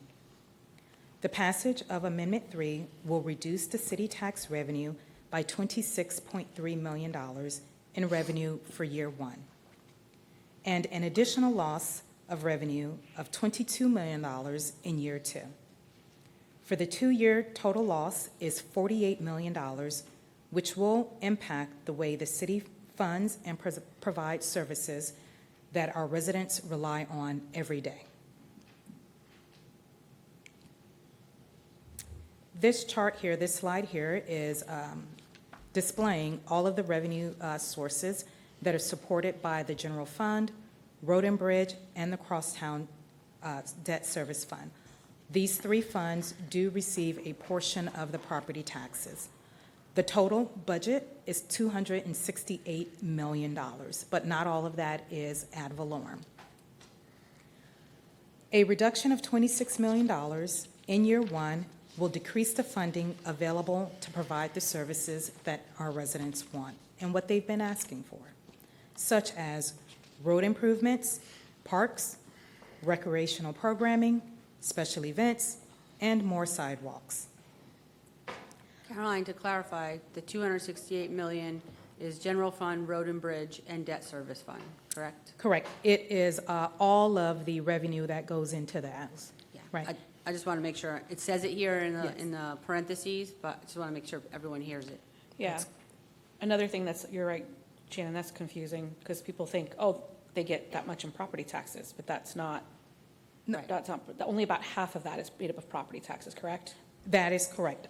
Only about $110 million. We'll have another slide that will show that. The purpose of this slide was showing that we do receive property taxes. It does not only go into our general fund, it also goes into the Road and Bridge Fund, which is the fund that we use to do our road construction, maintain our roads, maintain sidewalks, so a portion of the property tax does help support the Road and Bridge Fund, as well as a portion of the voter debt goes into the Crosstown Debt Service Fund, which was something that was put on a ballot, and our residents voted for the expansion of the Crosstown. So essentially, it's fair to say that if this was to pass, that essentially what we collect in property taxes would just pretty much cover our public safety.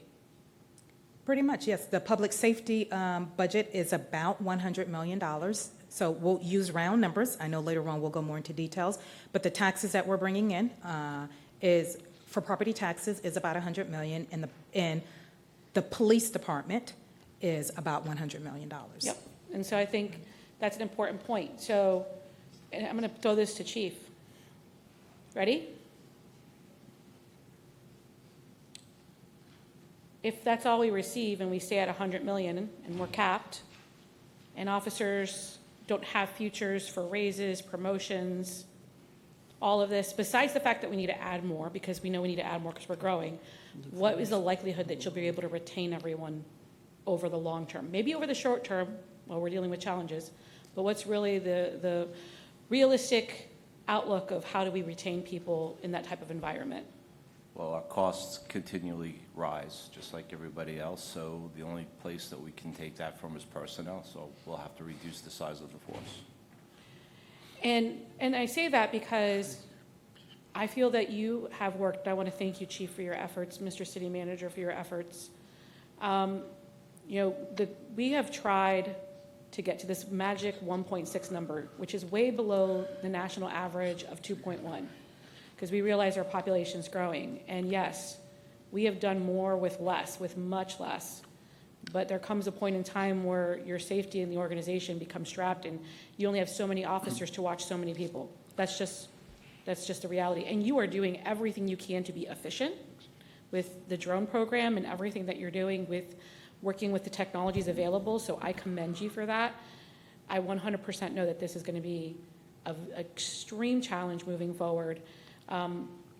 Even just watching discussions of salaries and seeing how cities and counties compete for this very important resource of personnel in this department.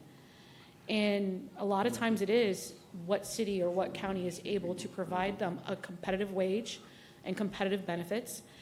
And we have pulled, not just Port St. Lucie, but the state of Florida has pulled a lot of officers from other states to be able to come here because we do have a competitive salary with competitive benefits. So I have concerns about, just like they moved here, they can get up and move somewhere else. And I have concerns if we're not able to be competitive in that market, especially where people, I mean, we have an academy, we have a lot of people signing up for the academy, thank God for that we have people willing to jump in for this type of service. But people aren't running through the gates of City Hall wanting to become a police officer. So already dealing with a difficult pool. You know, I just say all that because, again, this is the reality of what the future is for not just our city, but all the cities with safety if we're not able to be competitive and keep our officers. So I don't know if you have any thoughts that you want to add. Oh, one more question I have for you, because I've actually thought about this. We always talk about public safety and essential services. Tell me, what would happen to the police department if we didn't have human resources doing our background checks? We'd be hiring the wrong people.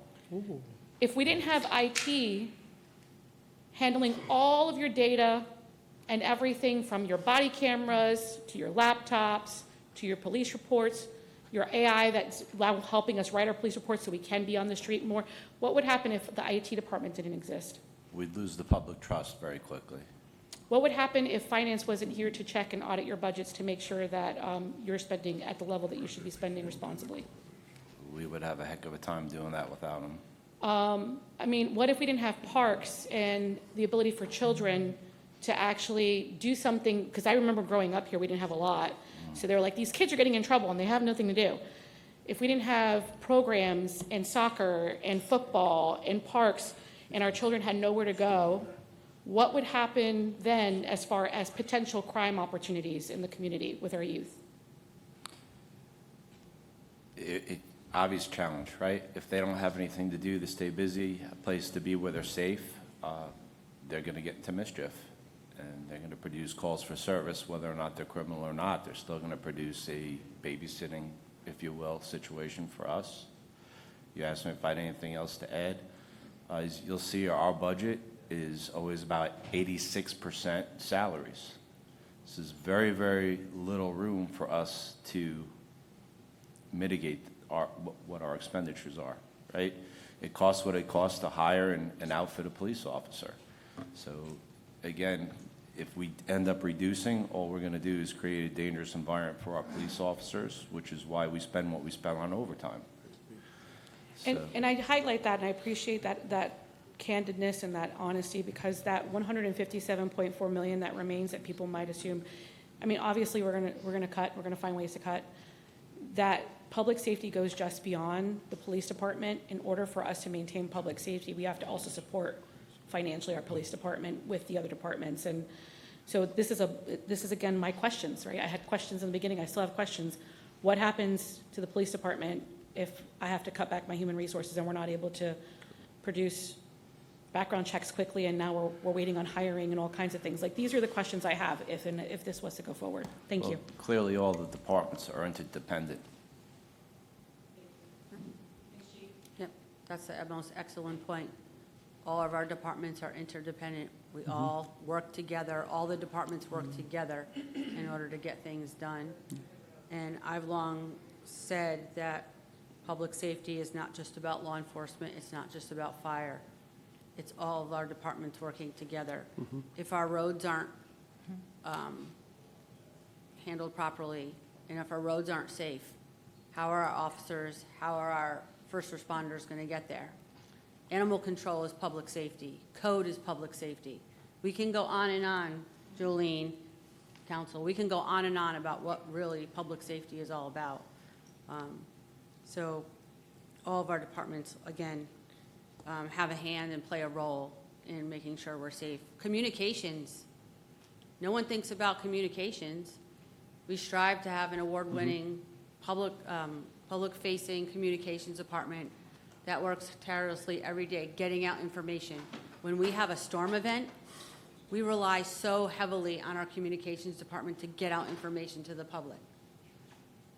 What if we can't communicate with our public anymore? So, and this is just being really open and honest and transparent about everything that's happening. And, like we've mentioned, we've said several times, whatever happens, we're going to deal with it. We're going to address it. We're going to do everything we can to be what's in the best interest of our residents. But it's important just to share all of these real realities of what our government does and what services that we do provide to our community. I mean, Madam Mayor, just the fact that our residents can view this meeting is a tremendous change from what it used to be. At every council meeting, our residents can actually view what goes on here. And to me, that can go away very easily. Thank you. So what this slide was illustrating is all of our revenues that we're collecting on the general fund, road and bridge, and the Crosstown Debt Service Fund. And once you back out public safety, what is remaining for other operations of city government performs. Currently, we're at about $157 million. Looking at the same scenario, looking at a year one impact, if Amendment 3 passes, is saying that our starts at $268 million in revenue. We reduced to $26.3 million due to a property tax reform. We have left $242 million. If you back out public safety, which is in our books, we backed out police, code enforcement, and emergency management. Then you have $131 million, so that's the difference from before you had $157 million, now you have $131 million. And this is what is left to operate and maintain parks and playgrounds, maintain streets and sidewalks, maintain right-of-ways and landscaping, fund city events and recreational programs, and support all city departments, staff, and their operations. So we're hearing the message clearly that if November 3rd happens, we will do what we need to do, but the reality is that we're going to have less money to do what we need to do. Next up, with the increase in homestead exemption up to $250,000 in year two, the city would lose an additional $22 million in ad valorem. So for year two, going through the same exercise, starting off with $270 million in revenue, factoring a incremental inflation, we would be losing $22.1 million. $248 million is left. If you back out public safety, we have $132 million to operate and maintain parks and playgrounds and maintain streets and sidewalks, maintain right-of-ways and landscaping, fund city events and programming, as well as supporting all of the city departments, their staff, and operations. Although we do not know the outcome of November's elections, city staff is preparing for a potential property tax reform, and we have already adjusted the budget and spending. Forecasted new revenue related to growth in population and assessed value has been set aside in reserves. Funding levels for all our operating departments have been maintained at current levels, so with the exception of the Utility Systems Department, and increases that are tied to inflation and contractual obligations. So if someone is reviewing our proposed budget book, they hear my comments saying that we've maintained our funding level. We have, but there are some areas that we were not able to maintain because of inflation, because of contractual arrangements that were made prior to Amendment 3. So those contractual obligations we still have to meet. We are not adding new forecasted police officers to keep up with population growth. Earlier, I mentioned that we are bringing in 10,000 new residents. The police department requested new positions. The city manager early on had approved 10 new positions, but once we found out that there was going to be this constitutional amendment, the city manager had to pivot and eliminate those 10 positions. So they are not in the proposed budget. Nor do we have any new positions for park staffing. We have the Torino Regional Park that's planning to come online next year, as well as the Tradition BMX facility. Neither one of those facilities are going to get new staffing. I don't know if Brad wants to chime in on how we're going to meet that, because these are realities that's happening, but we don't have any new staffing to support those parks. Of the 184 new positions requested by city departments, the city manager was only able to approve 7 positions for utility systems. Maintaining the existing level of service effectively means a reduction. Can As the- I? So I think it's important to talk about the fact that we have been preparing, we have new parks coming online, so I think it's important to share how we're going to address that. Yeah. So Jesus, can you please? Yeah, I'll go ahead and start, and Brad, you can back me up at any point in time. Basically, right now, we have the Torino Park that most likely will be coming online sometime in October. You mean Tradition? Tradition, I'm sorry, Tradition, and also the BMX. But in the future, you'll have Torino coming online. Currently, conversation with Brad, you do have certain park sites out there that we're probably going to use some of those resources, employees, to move them to these new facilities, understanding that the existing facility are going to suffer to the point where the grass may not be cut as often as we do. You may have to cut back on the amount of hours of operation that you have in those facilities. And also at nighttime, whenever especially you have the softball team, girls softball team at nighttime, you may have to shut those a lot earlier because you may not have the staffing to be able to support and keep these facilities open at that time. Brad, I'm not sure if there's anything else that you may want to add. Well, I think, I would assume it would be more than one sport that would be affected. Oh, all sports will be affected. Right. Thank you, Jesus. You hit the nail on the head. To answer Caroline's question, or we're going to do what we have to do to keep the parks and programs going to the level that we can, but there will be impacts. With no new employees to bring on to 2 major regional parks, we're going to have to be very selective and judicious in selecting current employees and getting them into these new facilities. I think it's safe to say that these new facilities will not be staffed at a level where they should be, whether you base that on the national trends for staffing a park or just the assumed need for a new park facility. How does that look? Torino Regional Park, we might have 1 or 2 employees that have to go through there throughout the day, but not necessarily stationed at the park. They may be in a truck with a trailer with some equipment to be able to go in and service the park facilities on an as-needed basis, trying to stay ahead of the major issues that come with, I dare say, the dirty words of deferred maintenance. But that's the reality when you don't have the people in the parks to maintain them at the level that we've been accustomed to doing. Thank you.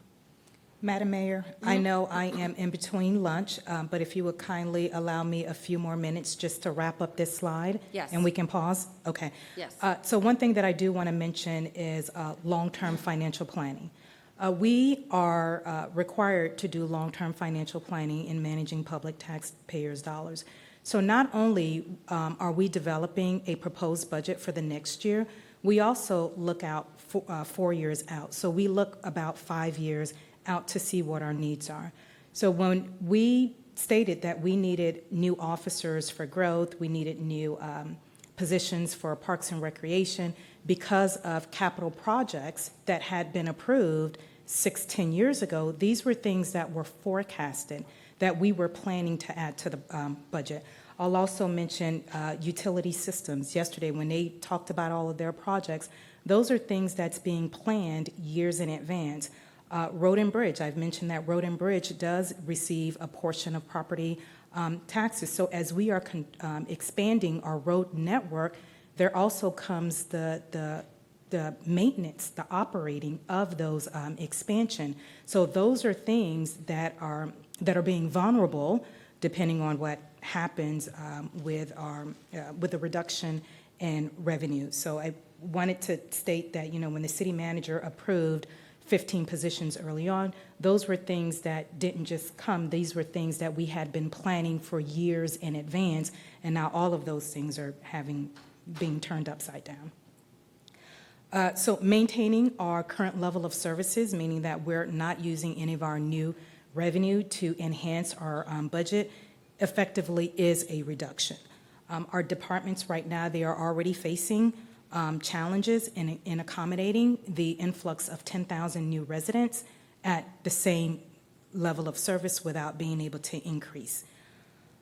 This budget does not include funding for cost of living adjustments for our city employees. Earlier, I mentioned that the police sworn officers will be receiving a contractual mandated increase, but all of our other city employees, we did not factor in a cost of living adjustment for them. We heard earlier from the city manager that the construction of the Public Works building has been deferred. Renovations at City Hall for expansion, parking garage, that has been shelved. We are exploring increases or establishing user fees to cover the actual cost of public services. We've had discussions about, the services that we are providing right now. We're not recouping our full cost. A hiring freeze has already been imposed on the organization, and that will continue, as well as a spending freeze for non-essential goods and services. We are also considering additional service level changes to offset the potential impact of Amendment 3. Despite all of these measures that we are taking, we still have a huge funding gap to close. With that, Madam Mayor, I think we are at a time to take a break. Okay, any comments or questions before we go to lunch? All right, we're going to go to lunch and come back in an hour.